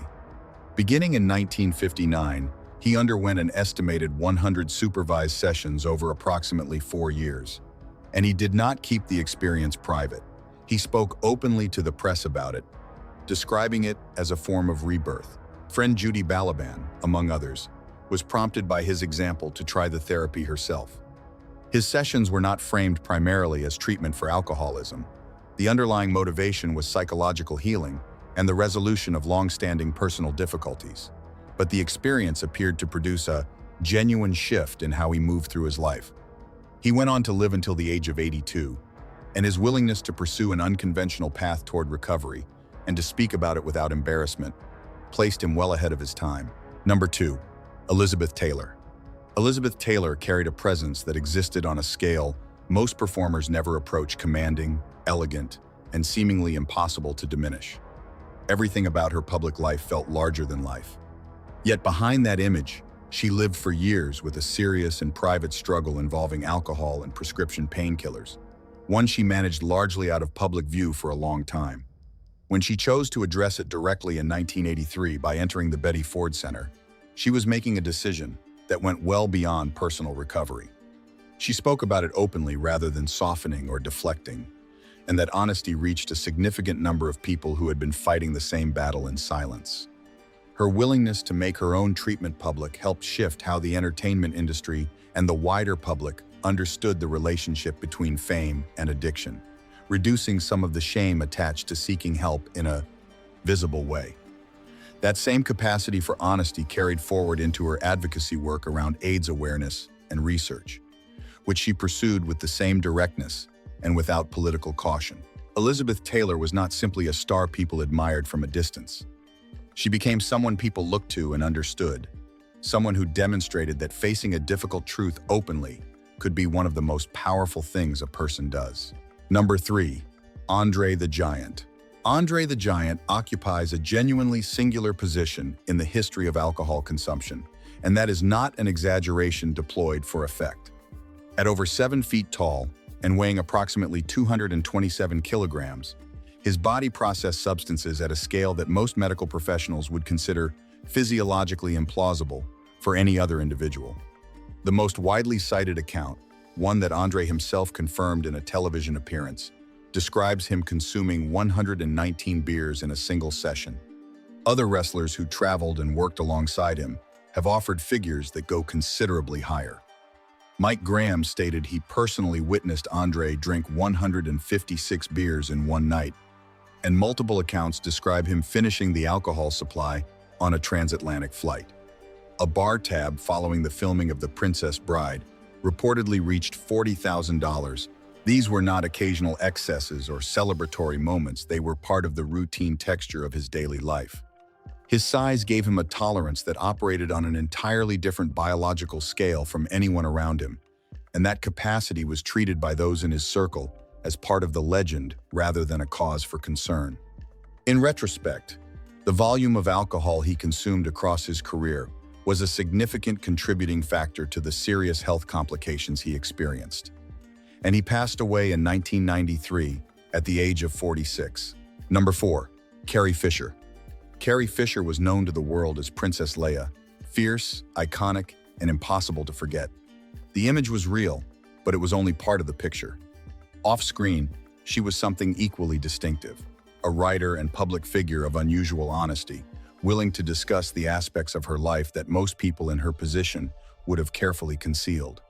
In her memoir, Wishful Drinking, she laid out her struggles with addiction, alcohol, prescription medication, and the complicated relationship between mental health and self-medication, without softening the edges or constructing a redemption narrative that tied everything neatly together.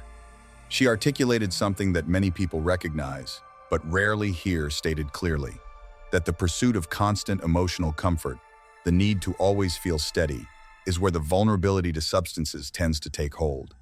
When the feeling you are chasing is relief, and relief is always available in a bottle, the logic of reaching for it becomes very easy to follow until it becomes very difficult to stop. Fisher did not frame her experiences as morality lessons or cautionary tales. She described them as the honest account of a complicated life. She passed away in December 2016 at the age of 60. The clarity and candor she brought to subjects that the industry typically buries quietly remains, by many accounts, her most lasting contribution. Number 5. Albert Finney. Albert Finney brought a charismatic, unruly energy to his performances that matched the life he lived away from the set. By his own account, the drinking was substantial and unremarkable to him at the time. 3 or 4 pints at lunch was simply part of the rhythm of a working day, and he did not consider it unusual. Looking back, he acknowledged the difficulty of understanding how he had sustained it. The turning point came when he was diagnosed with kidney cancer, a health crisis that forced him to confront both the illness and the lifestyle that had accompanied it. He addressed both. The cancer was treated successfully, and the drinking stopped. His career did not slow down. He continued working at a high level for decades after the diagnosis, with significant performances lasting into 2012. He passed away in February 2019 at the age of 82.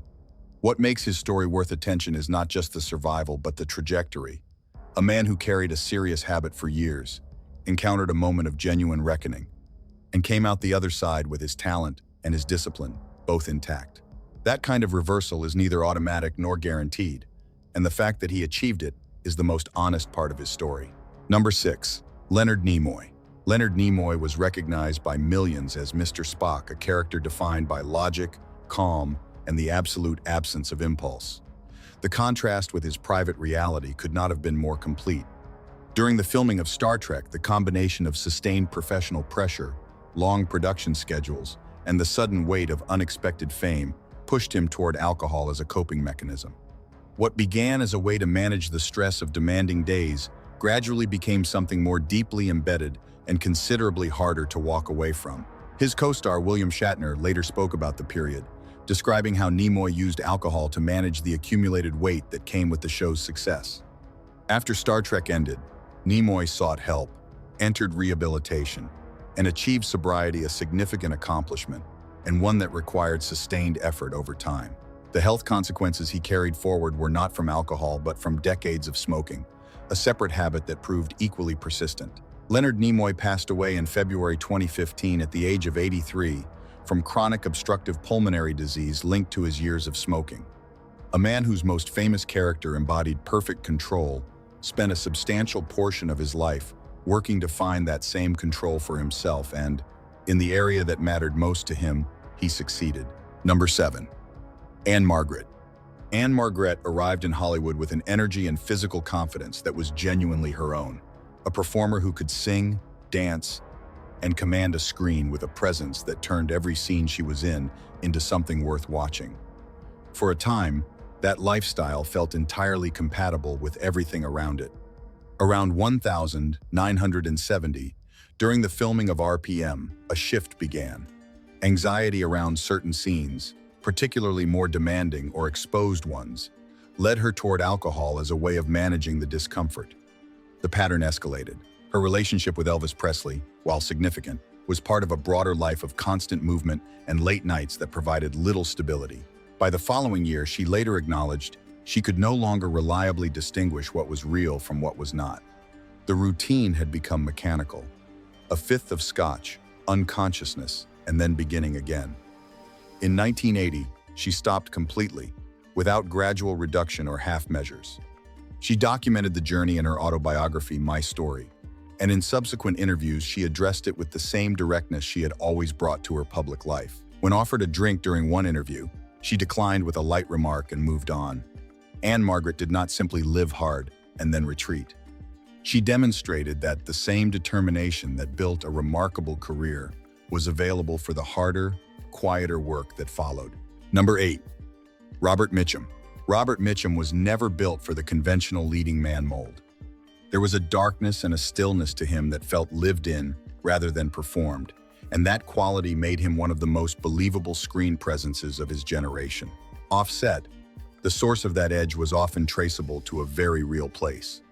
During the filming of His Kind of Woman, his behavior escalated to the point of an actual physical altercation with stunt performers, a situation that had moved past any pretense of professional staging. On the set of Not as a Stranger, he later described the atmosphere as resembling a working brewery.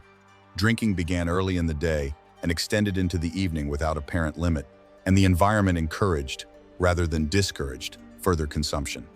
By the time he was working on River of No Return, the situation had become specific enough that director Otto Preminger made a deliberate logistical decision. He arranged for vodka to be available exclusively for Mitchum, while ensuring no one else on the production had access to it. That single management decision communicates more about the dynamic on that set than any number of anecdotes could.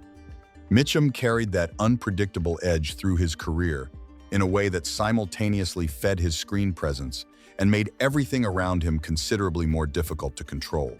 Number 9. Joan Crawford.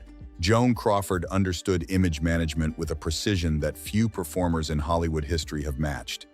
Elegant, disciplined, and consistently in control of how she presented herself to the world, she built a public persona that projected authority, even in contexts where most people would have allowed themselves to be seen as ordinary. Her marriage into the PepsiCo family extended that image into the corporate world, making her a brand ambassador who traveled with the kind of authority normally associated with senior executives. Behind that presentation, however, a very different set of requirements traveled with her everywhere she went. At each destination, a specific and substantial list of alcohol was prearranged for her arrival. Vodka, bourbon, scotch, gin, champagne alongside the Pepsi that completed her public-facing identity. This was not an occasional indulgence. It was a system, as consistent and carefully organized as anything else in her professional life. The public saw the elegance, the control, and the brand.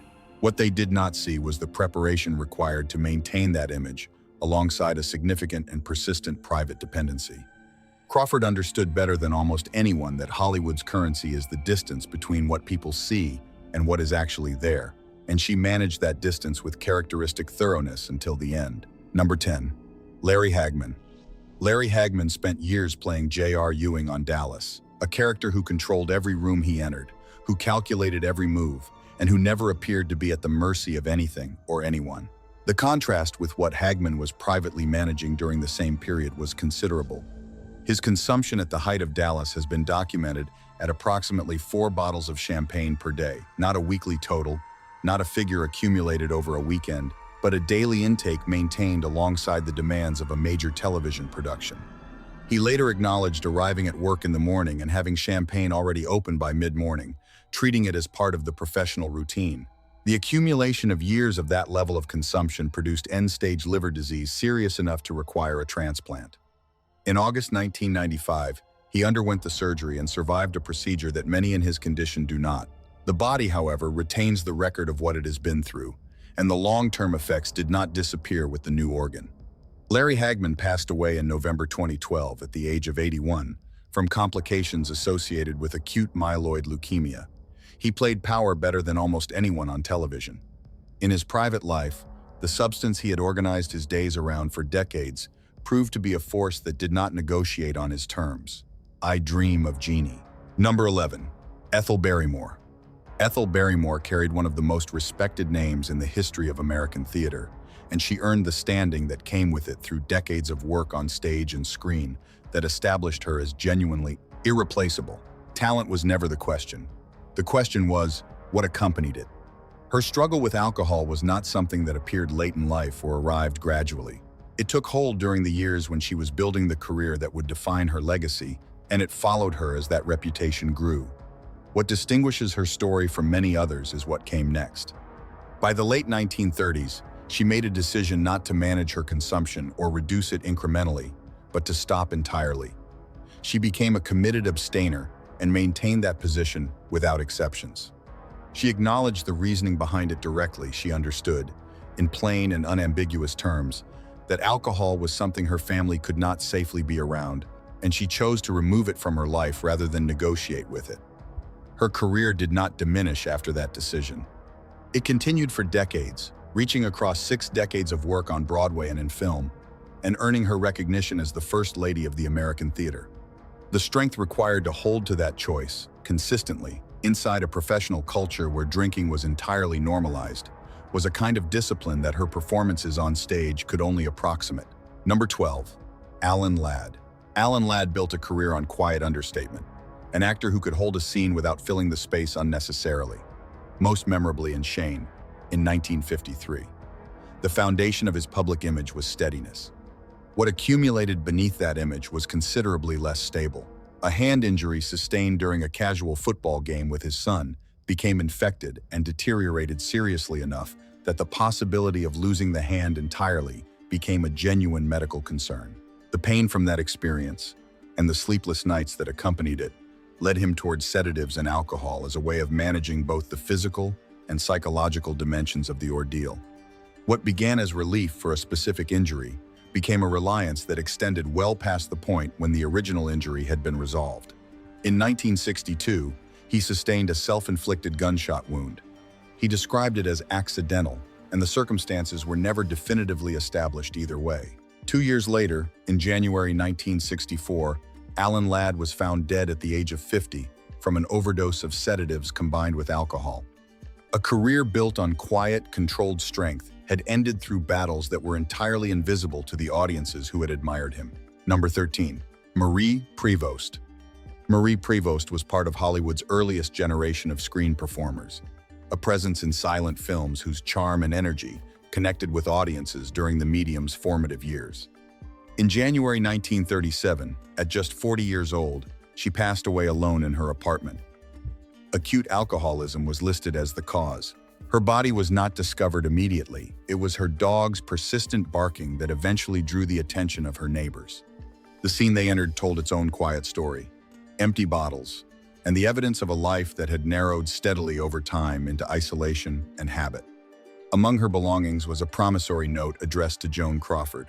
A small detail that suggested connections to Hollywood's larger world had persisted, even as everything else had contracted. Crawford covered the cost of her funeral, alongside other attendees, including Clark Gable and Barbara Stanwyck. Despite those associations, her estate was valued at $300. The contrast between the world she had once inhabited and the circumstances of her ending prompted broader conversations within the industry about the absence of any support structure for performers whose careers had declined. Those conversations contributed, over time, to the establishment of the Motion Picture and Television Country House and Hospital, an institution that would go on to provide support to countless people working in the industry. Marie Prévost's story ended quietly, but its impact on what came after it reached considerably further than her name alone would suggest. Every story in this video follows the same invisible arc, something that began as manageable, gradually became central, and then became the thing that everything else organized itself around. Some of the people here found a way out, others did not. A few found it in time, and a few found something resembling it. What connects all of them is that the habit did not announce itself as a problem when it arrived. It arrived as relief, as routine, as part of the culture they were living in. The real story, in almost every case, began not with the excess but with the moment before it, the moment when something was needed and the simplest available answer was reached for. Which of these stories stayed with you? Leave your thoughts below, and if this video gave you something worth keeping, share it and subscribe, because the next story is already waiting. What if some of Hollywood's most admired stars carried a secret that no red carpet appearance could entirely conceal? Behind the flawless smiles and carefully constructed public images, a number of well-known actors have attracted persistent rumors about their personal habits, stories that co-stars have quietly navigated on set, and that tabloids have amplified far beyond what the facts can actually support. This video examines those stories honestly, who they involve, what has actually been confirmed, and where the line between rumor and reality genuinely sits. One name near the end may surprise you more than the rest. Number 1. Brad Pitt. Brad Pitt has spent decades as one of Hollywood's most recognized faces, magnetic, physically striking, and professionally disciplined in ways that have kept him at the top of the industry across multiple generations. Behind that carefully maintained public image, however, a different set of stories has circulated for years. Reports have suggested that Pitt preferred to avoid conventional shower routines during long filming periods, relying instead on alternatives such as baby wipes between scenes. He has also been linked, in various tabloid accounts, to a preference for avoiding commercial deodorants, replacing them with natural alternatives, including lemon juice and apple cider vinegar, a choice reportedly framed as a concern about chemical exposure rather than indifference to hygiene. Stories connecting these habits to friction with Angelina Jolie have circulated widely, though none have been confirmed by either party, and most originate from anonymous sources rather than anyone directly involved. Pitt himself has acknowledged preferring simpler grooming routines in interviews, but the more extreme versions of these accounts belong firmly to the tabloid ecosystem rather than to the verified record.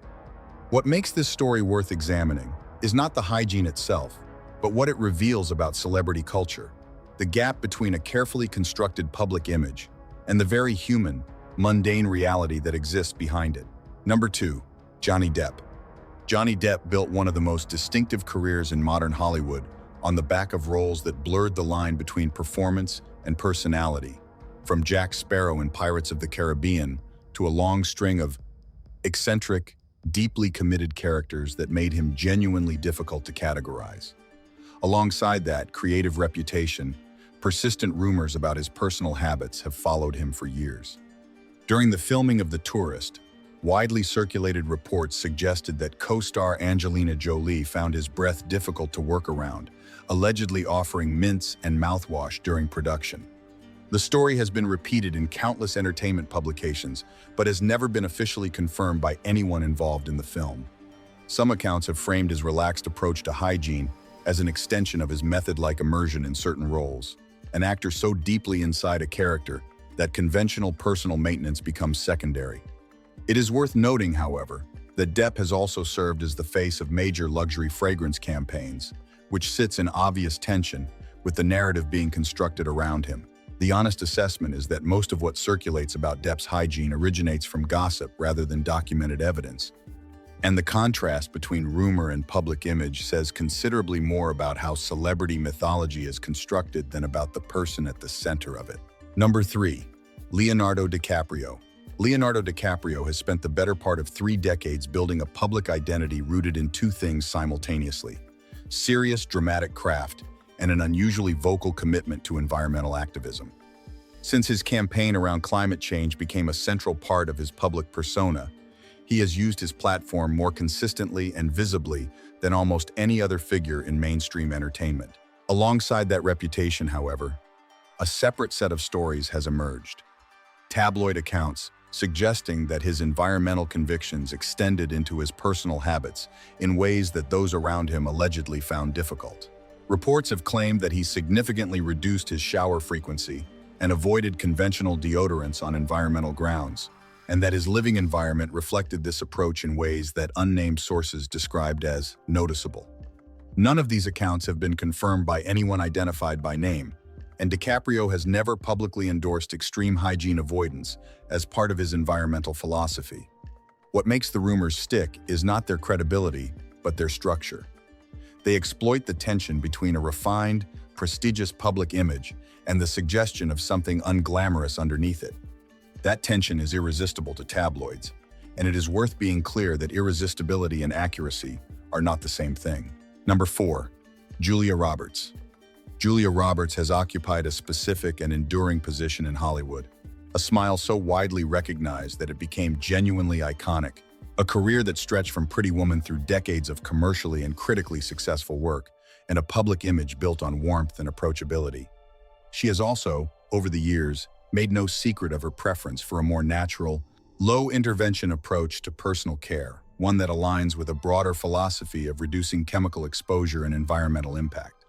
In various interviews across her career, she has referenced this approach in terms that led to widespread interpretation, and in some cases significant exaggeration, of what it actually meant in practice. The more extreme stories, descriptions of persistent body odor affecting those around her on set, originate almost entirely from unnamed, unverified sources, and should be treated accordingly. What is documented and unambiguous is that she appeared at public events in the late 1990s with unshaved underarms, at a time when that choice was still considered genuinely unusual for a major Hollywood star, and that she made no attempt to hide it. That particular act of nonconformity attracted enormous attention and revealed something meaningful about how rigorously the industry polices the appearance of its female stars, and what it looks like when someone declines to play along. Number 5. Jennifer Aniston. Jennifer Aniston has maintained one of the most consistent and durable careers in American entertainment from a decade on Friends that made her a household name worldwide, through a long film career, and a level of public recognition that has barely diminished across 30 years. Her image is built on approachability and a kind of effortless freshness that the industry has reinforced at every opportunity. Stories about bad breath linked to heavy coffee consumption have circulated around her for years, with Alec Baldwin cited in some accounts as having made a direct comment about the subject. Baldwin did make a remark of this nature publicly, though the context and tone were widely disputed, and Aniston herself has never confirmed any of the surrounding details. Long filming days involving significant coffee and tobacco consumption are common across the industry, and the kind of rumor attached to Aniston is both unsurprising, given that context, and entirely unverified as a persistent or unusual condition. Her professionalism and the longevity of her career speak far more accurately to her working relationships than any tabloid account of a difficult close-up scene. The rumor endures not because it is well supported, but because it offers a small humanizing crack in an image that the public and the industry have otherwise kept remarkably intact. Number 6. Kristen Stewart. Kristen Stewart rose to global recognition through the Twilight franchise, before building a post-blockbuster career that earned considerably more critical respect, including a César Award for Clouds of Sils Maria and an Academy Award nomination for Spencer. Her public persona has consistently been defined by a rejection of conventional Hollywood presentation, unpolished, direct, and clearly uninterested in performing the kind of curated approachability that the industry typically demands of its leading women. Stories about her personal habits have appeared regularly in tabloid media, most framing them as an extension of her anti-glamour identity, infrequent bathing, minimal grooming, a general indifference to the kind of careful self-presentation that dominates the spaces she inhabits professionally. The more extreme versions of these accounts are largely unsourced. What is accurate is that she has spoken in interviews about rejecting the pressure to maintain a particular image, and that this rejection has been visible and consistent throughout her public life. The intense media scrutiny of her relationship with Robert Pattinson during and after the Twilight years produced a level of speculation and fabrication that applied to every aspect of her life, and separating the genuine from the invented in that period requires significant skepticism. Her story is ultimately less about hygiene than about what the industry does when a prominent woman declines to make herself entirely legible on its terms. Number 7. Marilyn Monroe. Marilyn Monroe remains one of the most analyzed and mythologized figures in the history of American entertainment, and that mythologization has extended to every aspect of her life, including the personal habits that most public figures are allowed to keep private.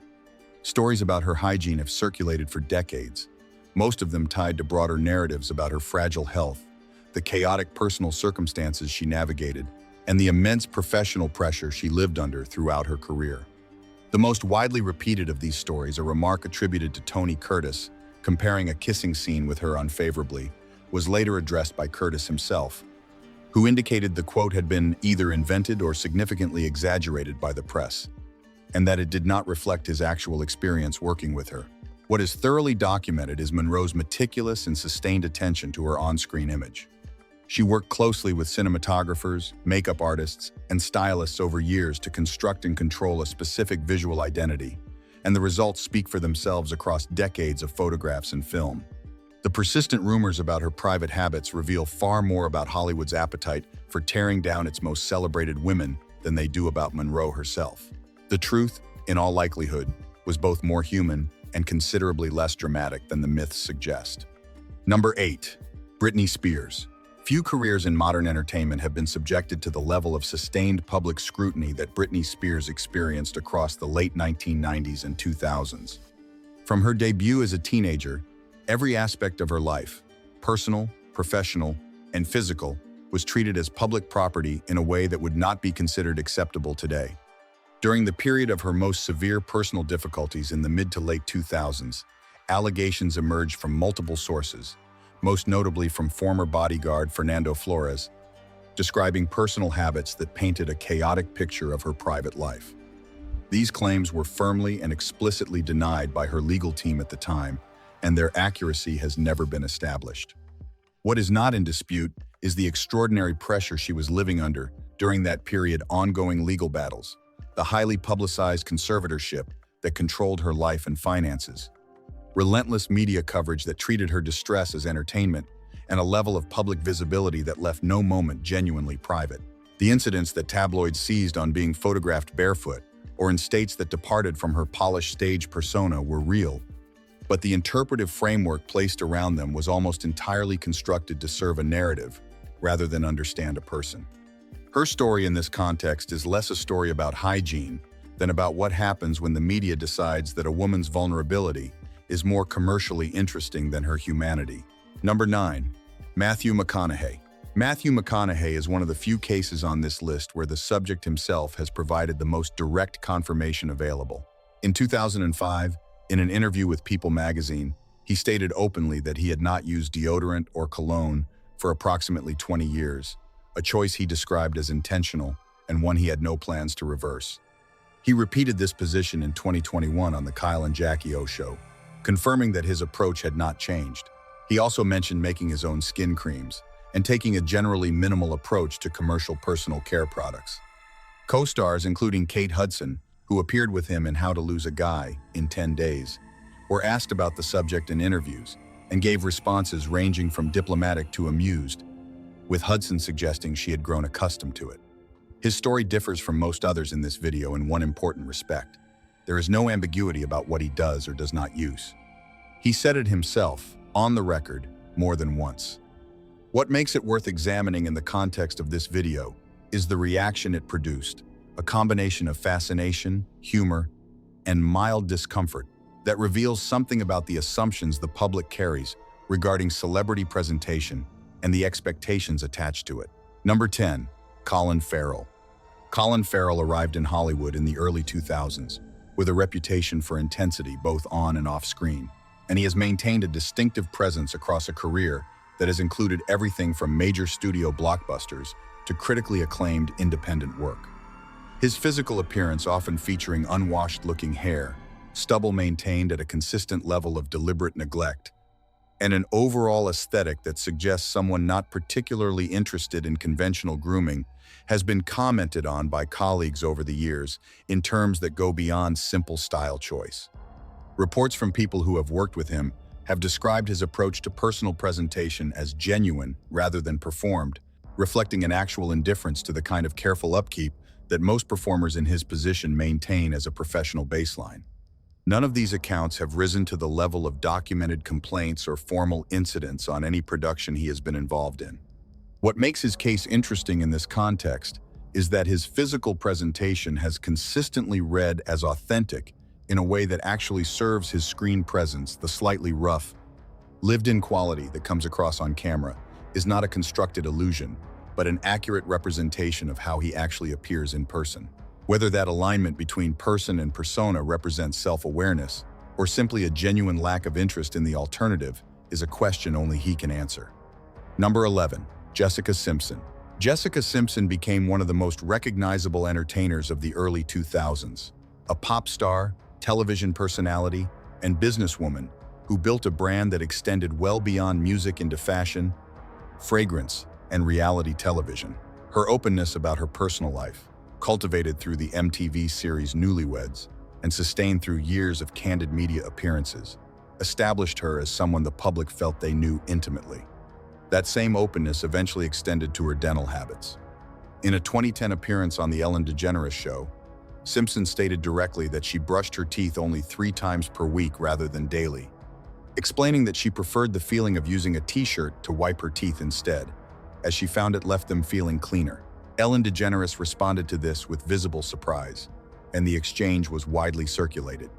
Simpson expanded on the remark in subsequent interviews, clarifying that she used mouthwash daily, but stood by her infrequent brushing.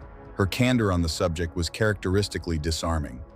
She was not embarrassed by it and offered no apology. Dental professionals who commented publicly noted that infrequent brushing carries real risks for oral health over time. But the specific claim was entirely self-reported, entirely confirmed, and entirely delivered with the kind of cheerful directness that has always been central to how Simpson presents herself to the public. Number 12. Robert Pattinson. Robert Pattinson built a global profile through the Twilight franchise before deliberately dismantling the teen idol image it had created by pursuing a career defined by unusual, uncomfortable, and frequently unglamorous independent films. His work with directors including David Cronenberg, Robert Eggers, and Christopher Nolan established him as someone far more interested in creative risk than in conventional appeal. His personal presentation has, throughout his public life, reflected the same general philosophy. In interviews across his career, he has made remarks suggesting a relaxed attitude toward personal upkeep, including a widely noted comment about rarely washing his hair, which he described as self-cleaning over time. He has spoken about spending extended periods in costume and character without showering, framing it as part of his approach to certain roles. Co-star Kristen Stewart, who appeared opposite him across multiple Twilight films, addressed questions about their on-set dynamic in interviews that touched on various personal habits, though neither party ever confirmed any specific grievance. What makes Pattinson's case interesting in this context is that he has spoken about these habits himself, not in a confessional or apologetic register, but with the same matter-of-fact quality he brings to most interviews. He is, by most accounts, someone who simply does not find the subject particularly important, which in an industry built almost entirely on surface presentation is itself a kind of statement. Every person in this video is a reminder of the same basic truth that celebrity images are constructions maintained with extraordinary effort and held together in part by the public's willingness to accept them at face value. The stories behind those images are more complicated, more human, and frequently far less sensational than the tabloids that carry them would prefer. Some of what you heard today is confirmed. Much of it is unverified. A small portion of it is almost certainly invented. Knowing the difference matters. If this video gave you something to think about, leave your thoughts below, share it with someone who would find it interesting, and subscribe so you do not miss what comes next. It's no secret that Tyrone Power took Hollywood by storm in the early years of his career. Audiences everywhere couldn't resist his striking looks, his warm smile, and his undeniable talent on screen. He was ambitious, driven, and gave everything he had to his craft, and sadly, he gave more than he could afford. At just 44 years old, Power collapsed on a film set after ignoring critical warnings from a doctor about a serious heart condition. Tyrone Power was born in Cincinnati, Ohio, in 1914.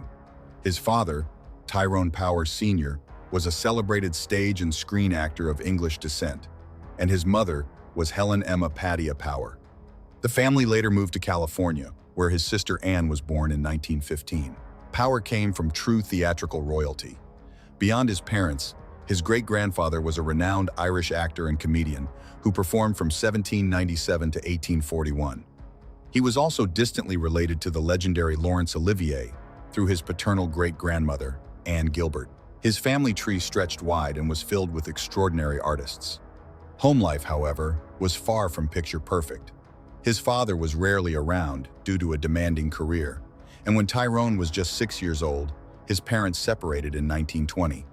His mother gained custody and raised him and his sister back in Cincinnati. It was a difficult period, but it brought Tyrone and his mother incredibly close.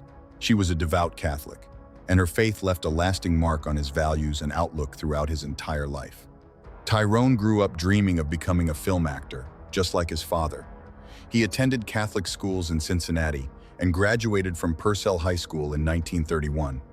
Rather than pursue college, he made the bold decision to move to Los Angeles and train directly under his father, learning the craft from one of the most respected figures in theater.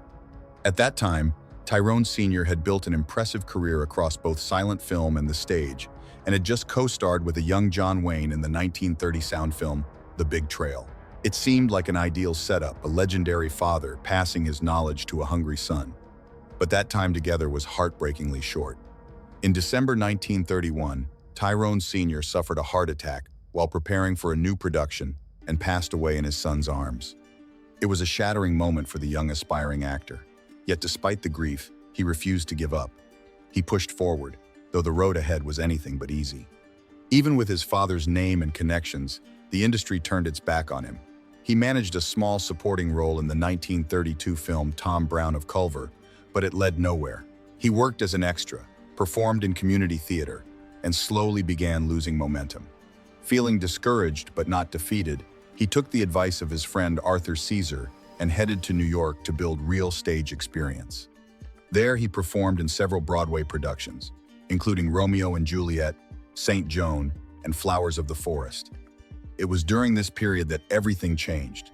Director Henry King met Tyrone and was immediately struck by his natural charisma and screen presence.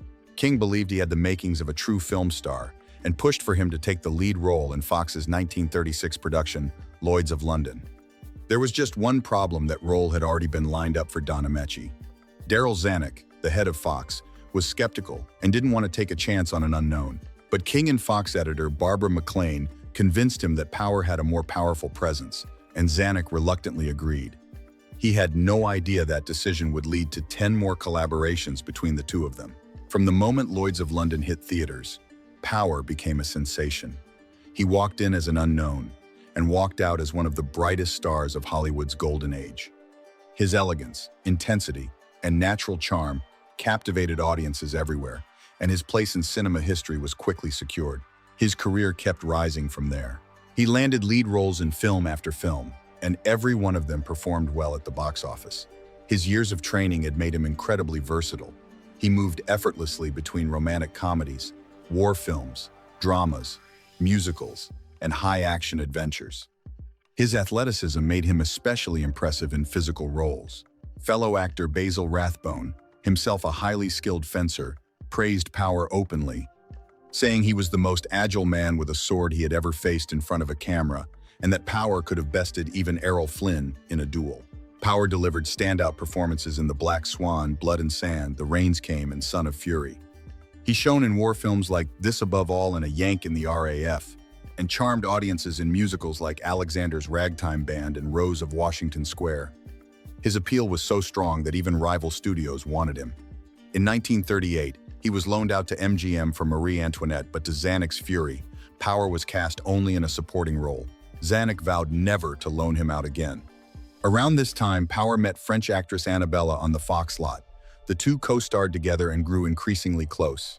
Tyrone had a well-known reputation for romantic encounters with some of Hollywood's biggest names, though rumors also circulated throughout his life about his sexuality.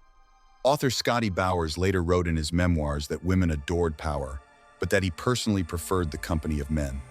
Zanuck disapproved of the relationship between Power and Annabella and tried to push them apart, even offering Annabella European film work if she stepped away.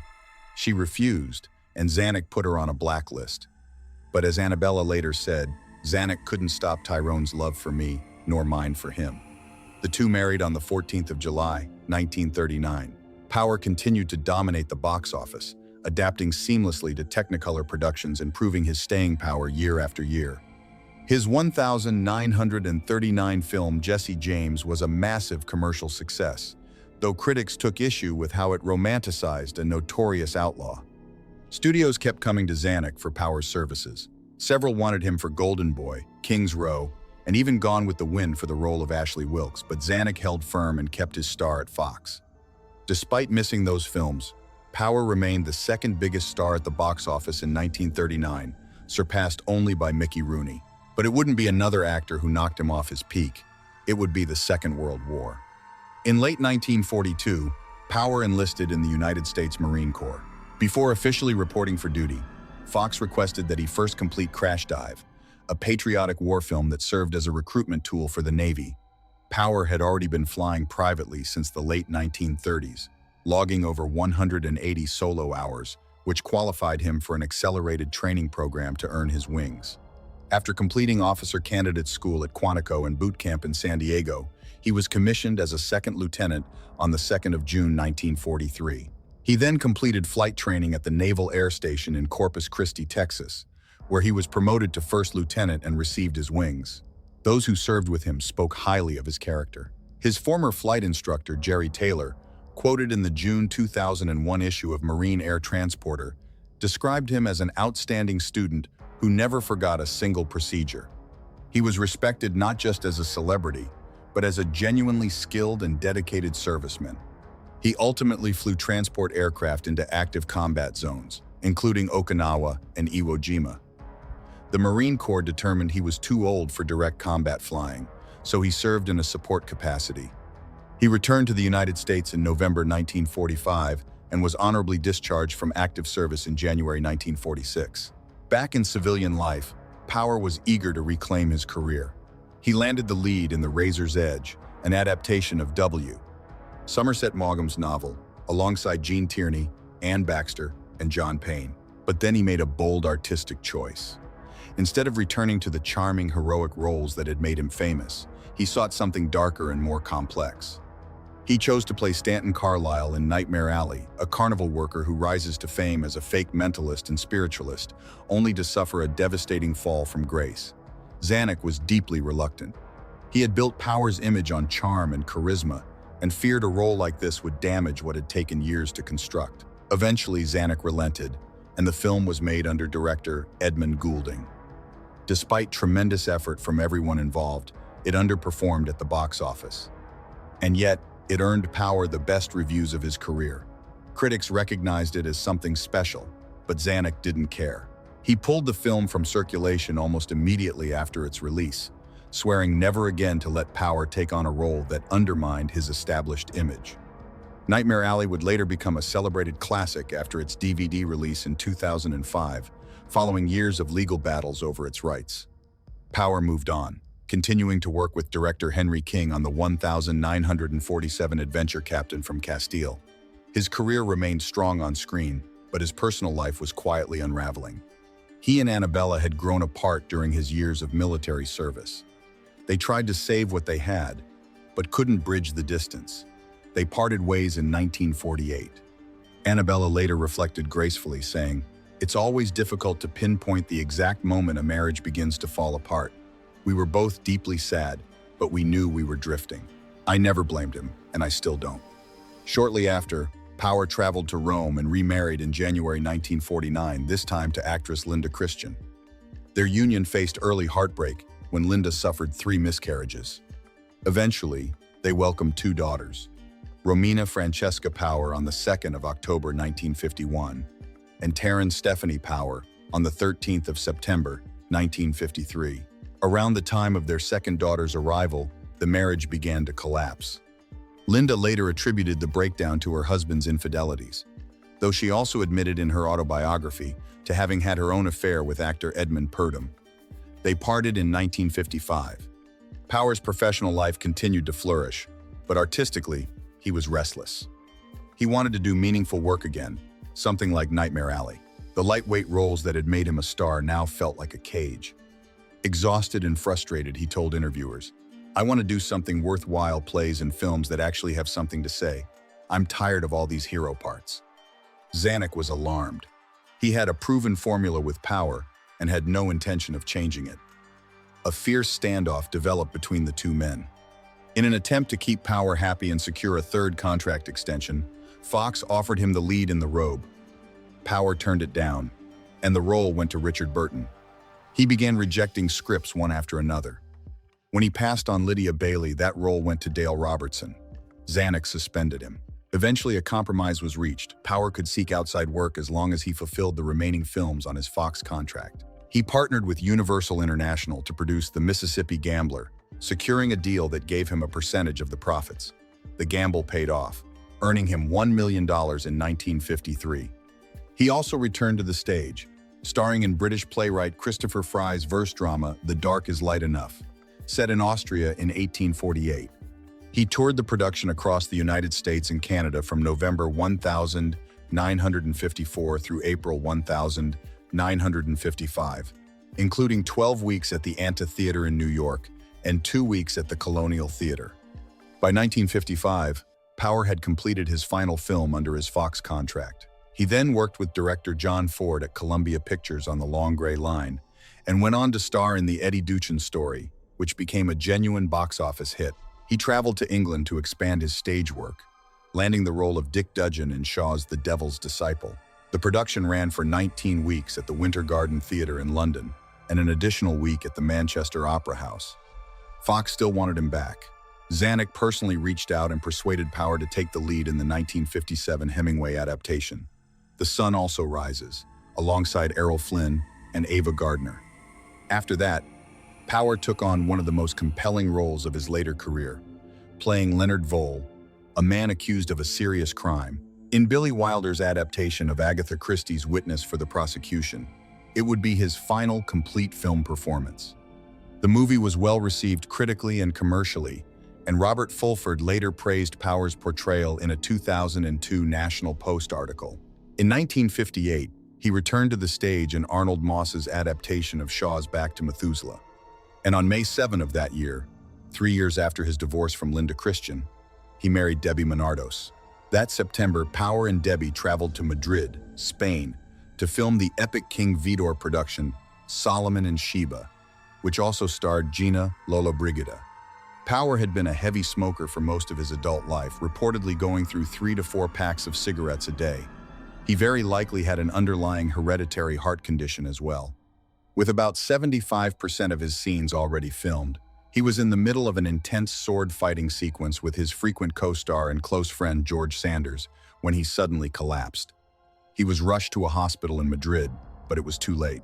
On the 15th of November 1958, Tyrone Power passed away at the age of 44. Doctors determined the cause was a massive cardiac episode brought on by angina. He was laid to rest beside a quiet lake. His grave is marked by a marble bench bearing the masks of tragedy and comedy, a fitting tribute to a man who devoted his entire life to the stage and screen. The inscription reads simply, "Good night, sweet prince." 2 months after his passing, Debbie gave birth to their son. Within a year, she had remarried to producer Arthur Lowe Jr.